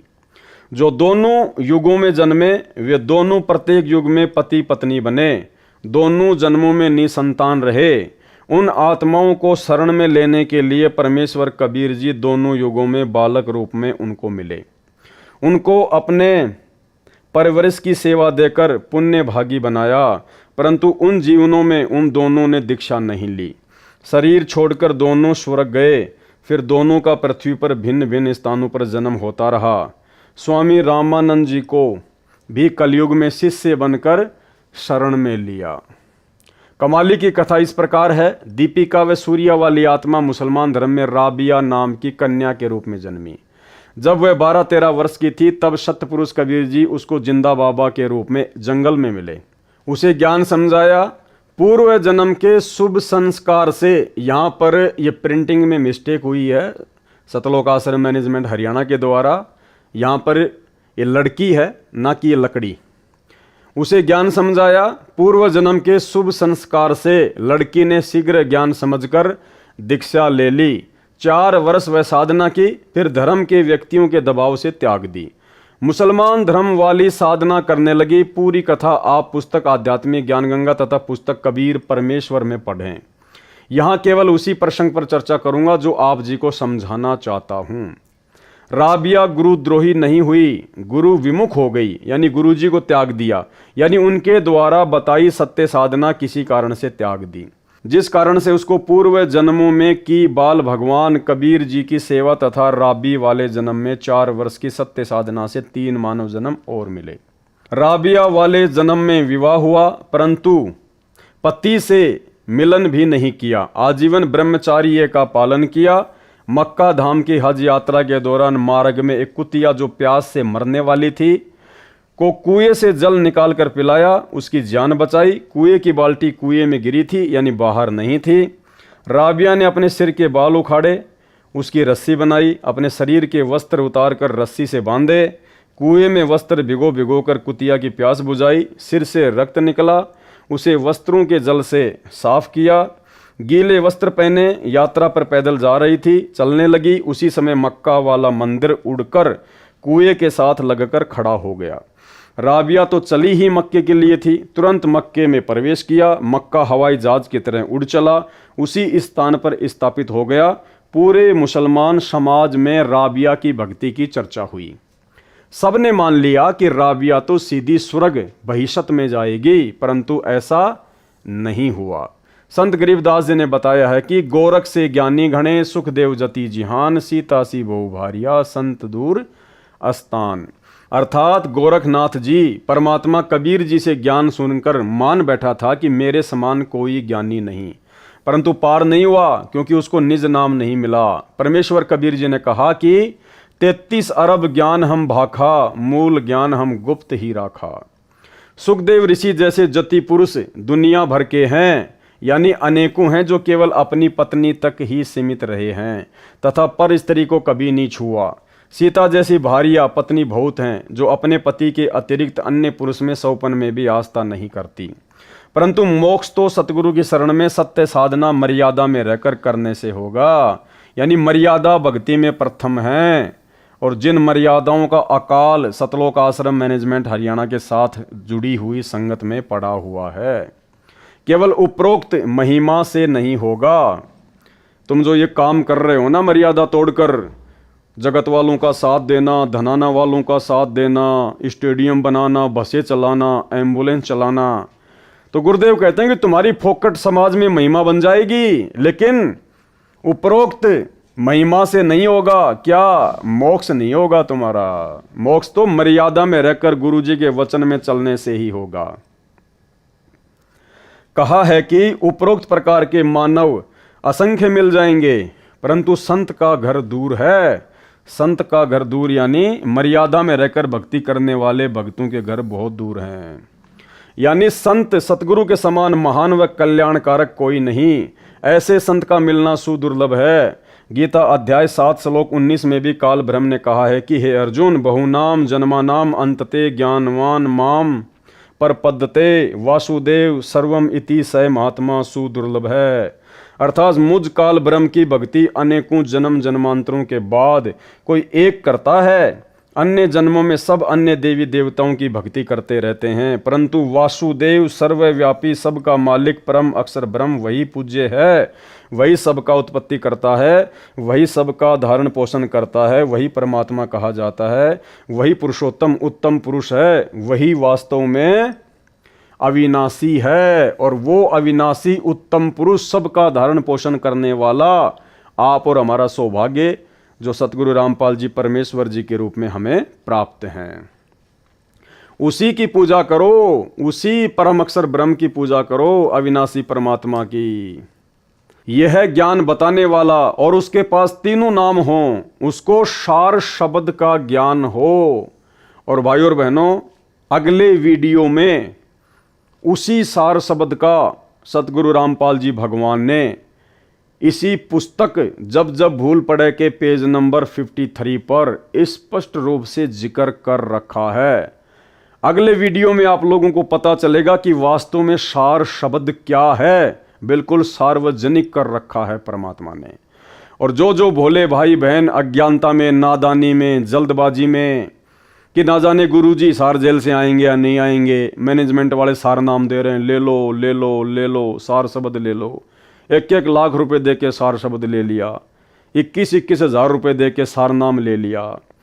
अब उनको पता चलेगा कि वास्तव में तुम्हें जो सार शब्द के नाम पे मंत्र दिए गए हैं वो क्या है। और गुरुदेव भगवान ने इसी 80 पेज के लेटर में और पेज नंबर 53 पर सार शब्द क्या बताया है, और उसको उसके गुरुजी से दीक्षा देने का अधिकार हो। महात्मा सुदुर्लभ यानी मुश्किल से मिलता है। संत गरीबदास जी ने कहा है कि कोट्यों मध्य कोई नहीं रे झुमकरा, अरबों में कोई ग्रक सुनो रे झुमकरा। अर्थात संत गरीबदास जी ने एक झुमकरा नामक जिज्ञासु को बताया कि जो ज्ञान वर्तमान में मेरे पास है, जो मेरे सतगुरु कबीर जी ने बताया है, वह ज्ञान तथा संपूर्ण मोक्ष मंत्र व नाम देने का अधिकार मेरे गुरुजी ने मुझे दिया है। ऐसा संत तेरे को करोड़ों में नहीं मिलेगा, कोई अरबों व्यक्तियों में एक मिलेगा जो गरक हो, यानी संपूर्ण ज्ञान हो, पूर्ण मोक्ष मंत्र हो तथा दीक्षा देने का अधिकार हो। वह गरक भक्ति का धनी है। हरियाणा की भाषा में कहा जाता है कि यह व्यक्ति धन में गरक है, यानी घना धनवान है। जो अच्छा पहलवान हो उसे भी कहते हैं कि हांगे में गरक है, यानी बहुत ताकतवर है। वह संत वर्तमान में दास रामपाल दास है, क्योंकि वो गरक ज्ञान में, हांगे में, ताकत में, बुद्धि में केवल एक ही हो सकता है, कबीर परमात्मा।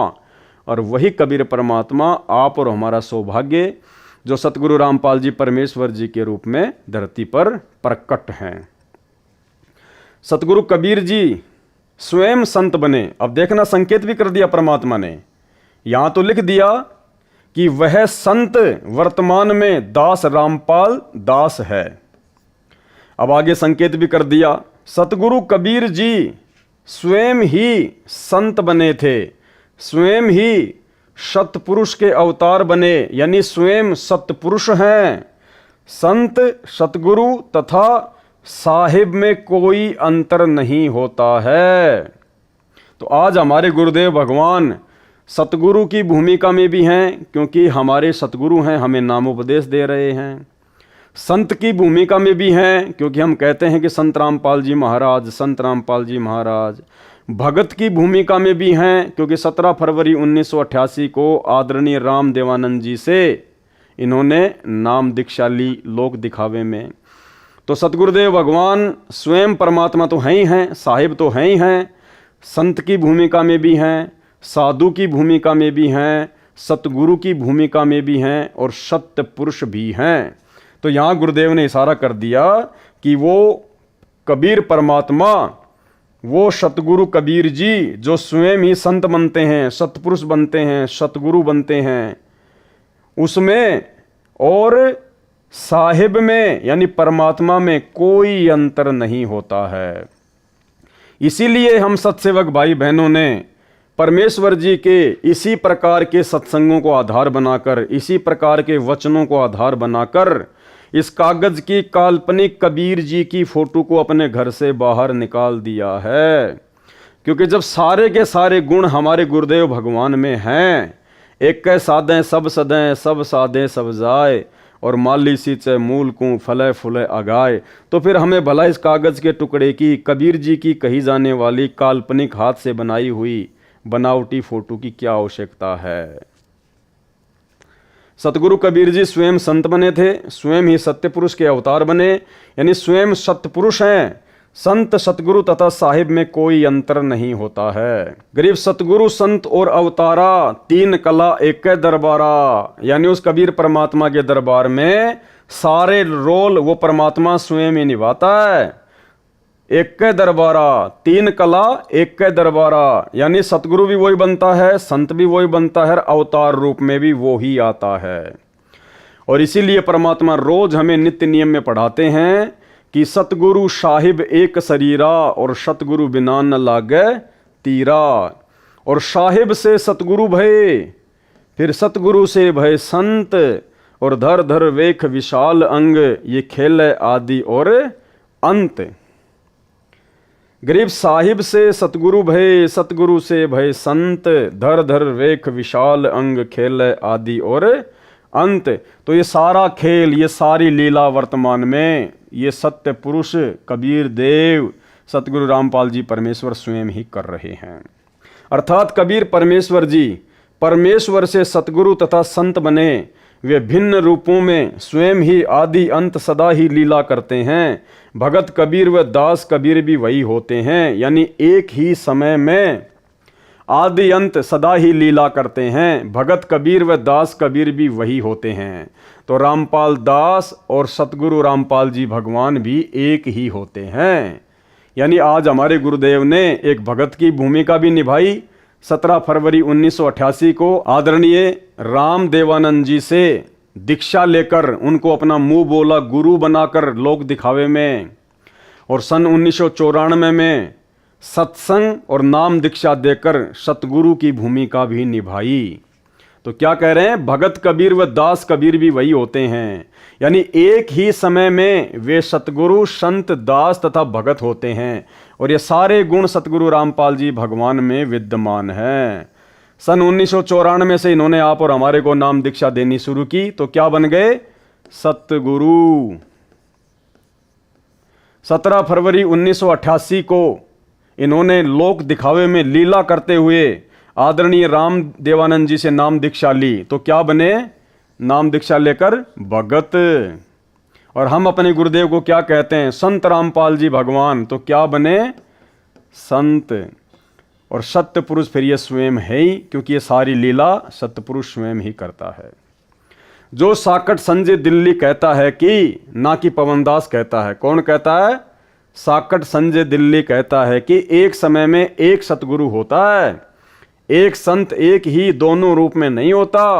उसकी यह भी झूठ सिद्ध हुई। कथा राबिया की चल रही है। राबिया के चमत्कार को देखकर सबने स्वर्ग में जाने योग्य मान ली, परंतु उस पुण्यात्मा की बहुत दुर्गति हुई। राबिया का शरीर त्याग कर कन्या का मानव जन्म प्राप्त हुआ, उसमें वैश्या का नारकी जीवन जिया। गणिका का शरीर त्याग बंसुरी नाम की कन्या का जन्म मुसलमान धर्म में हुआ। प्रसिद्ध गायिका हुई, अल्लाह की महिमा के शब्द गाया करती थी, मुसलमान धर्म के अनुसार धार्मिक क्रिया करती थी। बांसुरी ने मुसलमान काजी, मुल्ला व पीरों से सुना था कि जो मक्का में बनी धार्मिक मस्जिद में मर जाता है वह सीधा जन्नत अर्थात स्वर्ग में जाता है।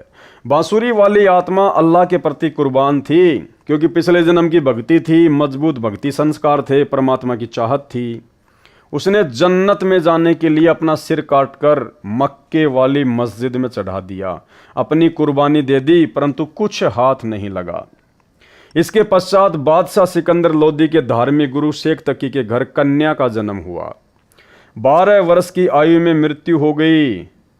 कब्र में शव दफनाया गया। आत्मा धर्मराज के दरबार में अगले अन्य प्राणी के जन्म के इंतजार में लाइन में खड़ी थी। परमेश्वर कबीर जी ने शेख तकी को प्रेरित किया। उसने अपनी लड़की को जिंदा करने की शर्त रखी। राजा सिकंदर लोदी व दिल्ली तथा आसपास के हजारों व्यक्ति जो दर्शक खड़े थे, कब्र खुदवाकर मृत लड़की को कबीर परमेश्वर जी ने जीवित किया। लड़की ने लगभग 1.5 घंटा ऊंची आवाज में अपनी आप बीती बताई तथा साथ खड़े कबीर जी को अल्लाहू अकबर यानी सबका मालिक बताया, और बताया कि इनसे दीक्षा लेकर 4 वर्ष भक्ति करने से 3 मानव जन्म मिले। अब मेरा मानव जन्म का संस्कार नहीं बचा था। ये परमात्मा धर्मराय दरबार में अभी अभी गए। धर्मराय को धमकाया कि ये आत्मा मेरी है, इसे छोड़ो। धर्मराय ने खड़ा होकर इनका सत्कार किया, हाथ जोड़कर मेरे को इनके हवाले कर दिया। लड़की ने अपने पिता शेख तकी के घर जाने से इनकार कर दिया, अपने परम पिता कबीर जी के घर पुत्री रूप में गई, दीक्षा ली, पुनः सतगुरु शरण में आई। तब उस आत्मा का काल के जाल से छुटकारा हुआ, अर्थात वो वर्तमान में पिछली पीढ़ी में दोबारा से मानव जन्म लेने के लिए योग्य बनी, क्योंकि मोक्ष का समय तो अब है। आप सभी आत्माएं जो दास रामपाल के उपदेशी हैं और जो आगे दीक्षा लेंगे, उन सब को परमात्मा कबीर जी ऐसे ही युगों युगों से पीछे पकड़कर धर्म कर्म भक्ति से चार्ज करते रहे हैं। अब आप मोक्ष प्राप्ति के अंतिम चरण में हो। आप और हमें कह रहे हैं सतगुरु रामपाल जी भगवान कि वो आत्माएं जिनके आप जी वर्तमान में उदाहरण सुन रहे हो, सेऊ, सम्मन, नेकी, अब्राहिम सुल्तान, धर्मदास, नानक जी, कह रहे हैं वो आप ही हो। परमात्मा युगों युगों से आपको पकड़ पकड़ कर इस बिचली पीढ़ी में मोक्ष के टाइम में लेकर आए हैं। अब आप मोक्ष प्राप्ति के अंतिम चरण में हो। अब गलती ना करो। यानी वो अंतर्यामी परमात्मा सारे कुकर्म हिसार जेल में बैठकर संजय दिल्ली वाले के और शतलोक आश्रम मैनेजमेंट हरियाणा के देख रहा है। इसलिए परमेश्वर कह रहा है कि अपने मनुष्य जीवन के मकसद को समझो। बड़ी मुश्किल से परमात्मा तुम्हें यहाँ तक लेकर आया है, काल से बचाकर। तुम सारी प्रोसीजर को पार करके इस स्थिति में आए हो कि तुम्हारा मोक्ष हो सके। और अब यदि बात बिगाड़ दोगे तो ना घर के रहोगे ना घाट के। अब आप मोक्ष प्राप्ति के अंतिम चरण में हो। अब गलती ना करो, दया करो उस परमेश्वर पर, उस परमेश्वर पर, यानी सतगुरु रामपाल जी परमेश्वर जी अपने लिए कह रहे हैं कि दया करो उस परमेश्वर पर जो तुम्हारे लिए इतना दुख उठा रहा है। दया करो उस परमेश्वर पर। ये संजय के आगे परमात्मा नहीं गिड़गिड़ाएंगे, वो तो गुरुद्रोही है, वो तो काल का दूत है। परमात्मा ने पहले ही आपको साबित कर दिया कि काल ने स्पेशल अपना दूत भेजा हुआ है संजय को। तो यहां परमात्मा काल के दूत के आगे हाथ नहीं जोड़ेंगे, काल के दूत को नहीं कहेंगे कि दया करो उस परमेश्वर पर। यहां परमात्मा संकेत कर रहे हैं, सतलोक आश्रम मैनेजमेंट हरियाणा से जुड़ी हुई लाखों की संगत को इशारा कर रहे हैं परमात्मा।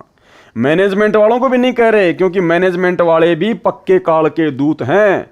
यहां परमेश्वर अपनी प्यारी संगत को, जो नादानी और अज्ञानता में साध संगति की वीडियो ना देखकर सतलोक आश्रम मैनेजमेंट हरियाणा के मनमाने पाखंड में फंसी हुई है, तो क्या कहा परमेश्वर जी ने, अब आप मोक्ष प्राप्ति के अंतिम चरण में हो, अब गलती ना करो, दया करो उस परमेश्वर पर। यानी स्वयं गुरु जी अपने लिए कह रहे हैं कि मुझ पर दया करो। आगे आपको इसी पुस्तक में 2-3 छोटे छोटे लेटर और हैं जो गुरुदेव ने ऐड कर रखे हैं। वो लेटर जब आप पढ़ोगे तब आपको पता चलेगा। गुरुजी स्पष्ट रूप से सतलोक आश्रम मैनेजमेंट हरियाणा वालों से हाथ जोड़ रहे हैं कि मुझ रामपाल दास पर रहम करो, दया करो।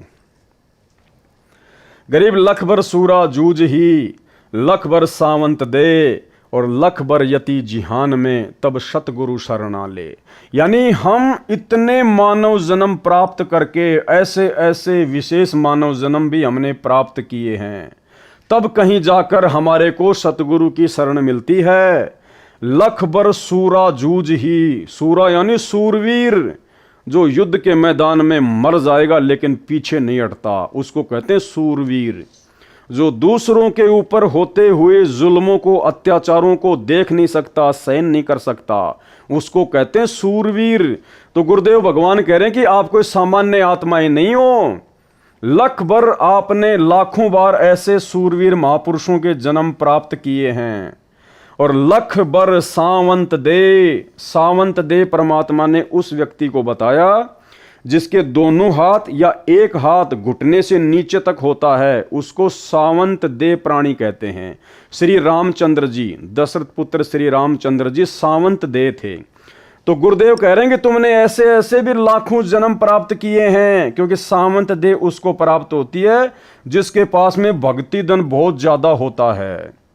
और लख भर यति जिहान में, यति वो पुरुष होता है जो अपनी स्त्री के अलावा किसी और की तरफ गंदी नजरों से नहीं देखता है, जैसे सुखदेव ऋषि और राजा रामचंद्र जी का भाई लक्ष्मण। तब सतगुरु शरणा ले, यानी तुम इतने संघर्ष कर चुके हो, ऐसे ऐसे महान महान महापुरुषों के तुम जन्म प्राप्त कर चुके हो, तब कहीं जाके उस पूर्ण ब्रह्म परमात्मा कबीर देव जी की, जो धरती पर सतगुरु रूप में आता है, उसकी शरण प्राप्त होती है। और परमेश्वर कह रहे हैं कि वो शरण आज वर्तमान में तुम्हें उस कबीर परमात्मा सतगुरु रामपाल जी की प्राप्त हो चुकी है। और अब यदि तुम अपना काम बिगाड़ोगे, अपनी बात बिगाड़ोगे, ज्ञान को आधार नहीं बनाओगे, देखा देखी में चलोगे तो मार खाओगे। अब आप मोक्ष प्राप्ति के अंतिम चरण में हो, अब गलती ना करो, दया करो उस परमेश्वर पर। गरीब लख भर सूरा जूझ ही, लख भर सावंत दे, लख भर यति जिहान में तब सतगुरु रामपाल जी अपनी शरण में ले। अर्थात पूर्व जन्म की धार्मिक कर्मी आत्मा सूरवीर होती है।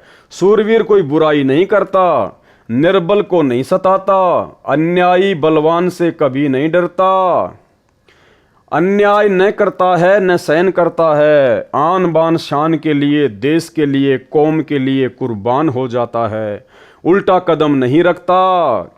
ऐसी आत्मा लाख जन्मों में रही हो और जो सावंत देह वाला होता है उसके एक या दोनों हाथ घुटनों से नीचे तक लंबे होते हैं, वह भी महापुण्यात्मा होता है। ऐसी आत्मा लाख जन्मों में रही हो, और जो आत्मा लाख जन्मों में जती रही हो, ऐसी आत्मा को परमेश्वर कबीर जी, सतगुरु रामपाल जी भगवान जी अपनी शरण में लेते हैं। आप जो दास से उपदेश प्राप्त हो, कौन? आप और हम सभी भगत भाई बहन। गुरुदेव क्या कह रहे हैं? आप जो दास से उपदेश प्राप्त हो, इनसे भी कई गुणा नेक रहे हो।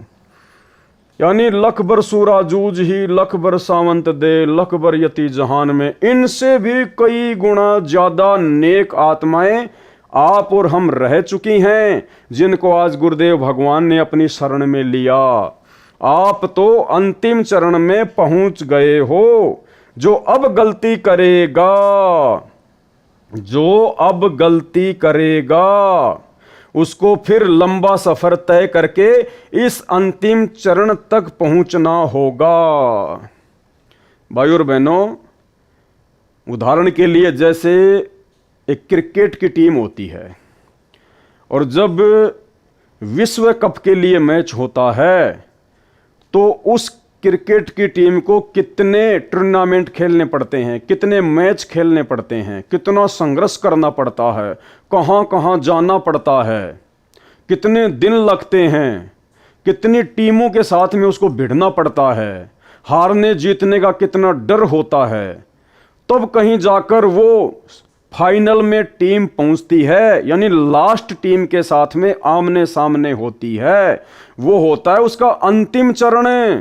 इतने संघर्ष के बाद, इतनी टीमों को हराने के बाद, इतने दुख उठाने के बाद, इतनी चोटें खाने के बाद, इतने दर्द सहन करने के बाद वो फाइनल में पहुंच गई, अंतिम चरण में। और उस समय यदि उसने जरा भी कमजोरी दिखा दी, मर्यादा तोड़ दी, मनमाना आचरण किया, ज्ञान को आधार नहीं बनाया और सतगुरु के दिल से नीचे उतर गई, तो परमात्मा कहते हैं फिर तुझे वापस उसी प्रोसीजर से फाइनल में आना पड़ेगा। और फाइनल में ना जाने कोई गारंटी थोड़ी कि हर बार वही दो टीम फिर फाइनल में आएंगी। ना जाने कितनी बार हारना पड़ेगा, कितने साल, कितने युग लग जाएंगे हारते हराते, हारते हराते, और फिर ना जाने किसी जन्म में फाइनल में पहुंचेगी। इसी कलयुग की पिछली पीढ़ी में यही सतगुरु रामपाल भगवान होगा हमारा सतगुरु, और दूसरा रास्ता नहीं है मोक्ष का। तो परमात्मा कह रहे हैं तुम फाइनल में आ चुके हो, और अब यदि तुम जरा भी धोखा खा गए, जैसे सतलोक आश्रम मैनेजमेंट हरियाणा को काल ने धोखा देने के लिए ही खड़ा किया है, संजय गुरुद्रोही को, दिल्ली वाले को काल ने संगत को धोखा देने के लिए ही खड़ा किया है। आप जो दास से उपदेश प्राप्त हैं, यानी सतगुरु रामपाल जी भगवान के शिष्य और शिष्या हैं, इनसे भी कई गुणा नेक रहे हैं। आप तो अंतिम चरण में पहुंच गए हो। जो अब गलती करेगा उसको फिर लंबा सफर तय करके इस अंतिम चरण तक पहुंचना होगा। जो गुरुद्रोही नहीं हुआ, वैसे साधना त्याग कर मनमाना आचरण करने लगेगा, वह जो गुरुद्रोही हो गया। जो गुरुद्रोही नहीं हुआ, वैसे साधना त्याग कर मनमाना आचरण करने लगेगा, वह जो गुरुद्रोही हो गया, उसका तो बेड़ा गर्क हो जाएगा। उसको तो असंख्य युगों तक सतगुरु कबीर जी की शरण नसीब नहीं होगी। और जो सतगुरु विमुख राबिया की तरह हो गया, उसे लंबा सफर तय करना होगा, अच्छे बुरे मानव जन्म पाएगा। जैसे राबिया ने गणिका तक का पाप कर्म किया, बेशर्मी का जीवन भी जिया, कल्याण फिर सतगुरु शरण में ही हुआ। कल्याण का मतलब वर्तमान बिचली पीढ़ी में मानव जन्म। सतगुरु विमुखा जुग जुग रोवे, मानुष जन्म पाकर खोवे। आप जी ने पिछले भगतों की दशा देखकर सबक लेना चाहिए, सतर्क हो जाना चाहिए। समझा है तो सिर धर पांव, बहुर नहीं रे ऐसा दाव। अर्थात यदि उपरोक्त विचारों से कुछ समझ आई है तो शीघ्र लौट आओ। किसको कह रहे हैं परमात्मा? संजय गुरुद्रोही के पीछे लगी हुई आत्माओं को, और संकेत रूप में सतलोक आश्रम मैनेजमेंट हरियाणा के पाखंड में फंसी हुई आत्माओं को। सतगुरु की शरण में, अर्थात यदि उपरोक्त विचारों से कुछ समझ आई है तो शीघ्र लौट आओ सतगुरु की शरण में। यह अंतिम चरण है, आपका यह दाव फिर नहीं लगेगा। परमेश्वर की प्रिय आत्माओं, यह है वह मूल ज्ञान, तत्व ज्ञान, सार ज्ञान जो आज तक दास रामपाल दास के अतिरिक्त किसी ने नहीं बताया। यह परमेश्वर कबीर जी की दया से, मेरे गुरु भगवान स्वामी राम देवानंद जी के आशीर्वाद से दास को स्पष्ट किया, आपके रूबरू किया, ऐसे यह नौमन सूत सुलझाया है। आगे परमेश्वर कह रहे हैं, काल का दूत होने की अन्य पहचान। अब भाई और बहनों, ये 50 नंबर पेज का लास्ट चैप्टर है, काल का दूत होने की पहचान। तो भाई और बहनों, आगे का जो चैप्टर है, जो 6वां पार्ट हमारा चलेगा कल, पेज नंबर 50 से लेकर 60 तक, जिसके अंदर परमात्मा ने सार शब्द का विशेष तौर पर खुलासा किया है। जो कल का वीडियो जो रात्रि 9 बजे लाइव चलेगा, जो विशेष होने वाला है, आगे की बातें पेज नंबर 50 के लास्ट से काल का दूत होने की अन्य पहचान, यहाँ से हम शुरू करेंगे। तो भाई और बहनों, ये 80 पेज का जो लेटर है, जो पुस्तक है, ये बहुत ही विशेष है, जो सतगुरु रामपाल जी परमेश्वर जी ने आप और हम आत्माओं को काल के षड्यंत्र से सावधान करने के लिए सांकेतिक रूप में लिखी है और सतलोक आश्रम मैनेजमेंट हरियाणा के माध्यम से ही संगत के घर घर में पहुंचा दी है। और अब परमात्मा ने दास को खड़ा कर दिया, निमित्त बना दिया, आप सभी भाई बहनों को इस पुस्तक को अच्छे से पढ़ाने के लिए, जो बातें आप जी इसको पढ़कर नहीं समझ पाए थे उनको समझाने के लिए गुरुदेव भगवान ने सद्बुद्धि देकर इस 2 कोटि के जीव पवन दास को निमित्त बनाकर। तो भाई और बहनों, देखो कितना संघर्ष आप और हमारे लिए हमारे गुरुदेव भगवान कर रहे हैं। पहले तो गुरुदेव ने लगभग 20-21 साल तक, सन 1994 से 2014 तक गांव-गांव में सत्संग करके या आश्रम खोलकर सत्संग करके, दुनिया भर के झूठे मुकदमों को अपने ऊपर झेल कर, कितनी परेशानियां सहन करके परमात्मा ने इस अमृत ज्ञान को आप और हमारे तक पहुंचाया। उसके बाद बरवाला कांड हुआ, परमात्मा जेल में बैठे हैं, वहां से भी परमात्मा आप और हमारे लिए इतने चिंतित हैं कि परमेश्वर ने लगभग 45 घंटे के ऑडियो तो वहां से सत्संग रूप में भेज दिए हैं, बाकी लगातार हर सप्ताह आ ही रहे हैं। ऊपर से परमात्मा ने साध संगतियां शुरू करवा दी, हजारों की संख्या में गुरुदेव भगवान के सत्संगों के निष्कर्ष को उन्हीं के द्वारा प्रदान की गई सद्बुद्धि आधार से वीडियो बना बनाकर आप जी को समझाए जा रहे हैं। ये बहुत बड़ी मेहर परमात्मा ने आप और हमारे ऊपर बख्शी। ऊपर से परमेश्वर ने दया बख्शी। ये जो 80 पेज का लेटर आया है, इसके ऊपर 8 वीडियो बनने जा रहे हैं टोटल। तो भाई और बहनों, इतना सब कुछ मटेरियल परमात्मा ने आप और हमें काल के षड्यंत्र से बचे रहने के लिए दिया है। और यदि हम अपनी मान बढ़ाई ईर्ष्या में उलझकर, राग द्वेष में उलझकर, एक दूसरे भगत भाई बहनों को छोटा बड़ा समझकर यदि हम इन बातों पर विचार नहीं करेंगे, परमेश्वर के संकेतों को समझने का प्रयास नहीं करेंगे, तो भाई और बहनों, ये जो अंतिम चरण है वर्तमान में, जो बड़ी मुश्किल से हमारे हाथ लगा है, ये यदि हाथ से निकल गया तो जन्म जन्मांतर बीत जाएंगे फिर दोबारा से परमेश्वर की शरण प्राप्त करने में। तो सत्सेवक भाई बहनों का विश्वास तो दृढ़ हो जाना चाहिए। उनकी आस्था तो 1% भी सपने में भी इन आश्रमों की तरफ नहीं लगनी चाहिए, और अपने गुरु जी के अतिरिक्त कोई और उनके दिलो दिमाग में पूज्य रूप में नहीं होना चाहिए। तो परमात्मा दया करें, इसी प्रकार से हम साथ संगतियों के माध्यम से गुरुदेव भगवान का आशीर्वाद प्राप्त करते हुए आगे बढ़ते रहें। तो कल हमारा 6वां वीडियो बनेगा, जो कि रात्रि 9 बजे Facebook page Pawan Das is live पर लाइव चलाया जाएगा, जिसमें सार शब्द को लेकर विशेष खुलासा होगा। तो सभी भाई बहन परमात्मा से आज्ञा लेते हैं, कल फिर मिलते हैं। बंदी छोड़ सतगुरु रामपाल जी परमेश्वर जी की जय हो।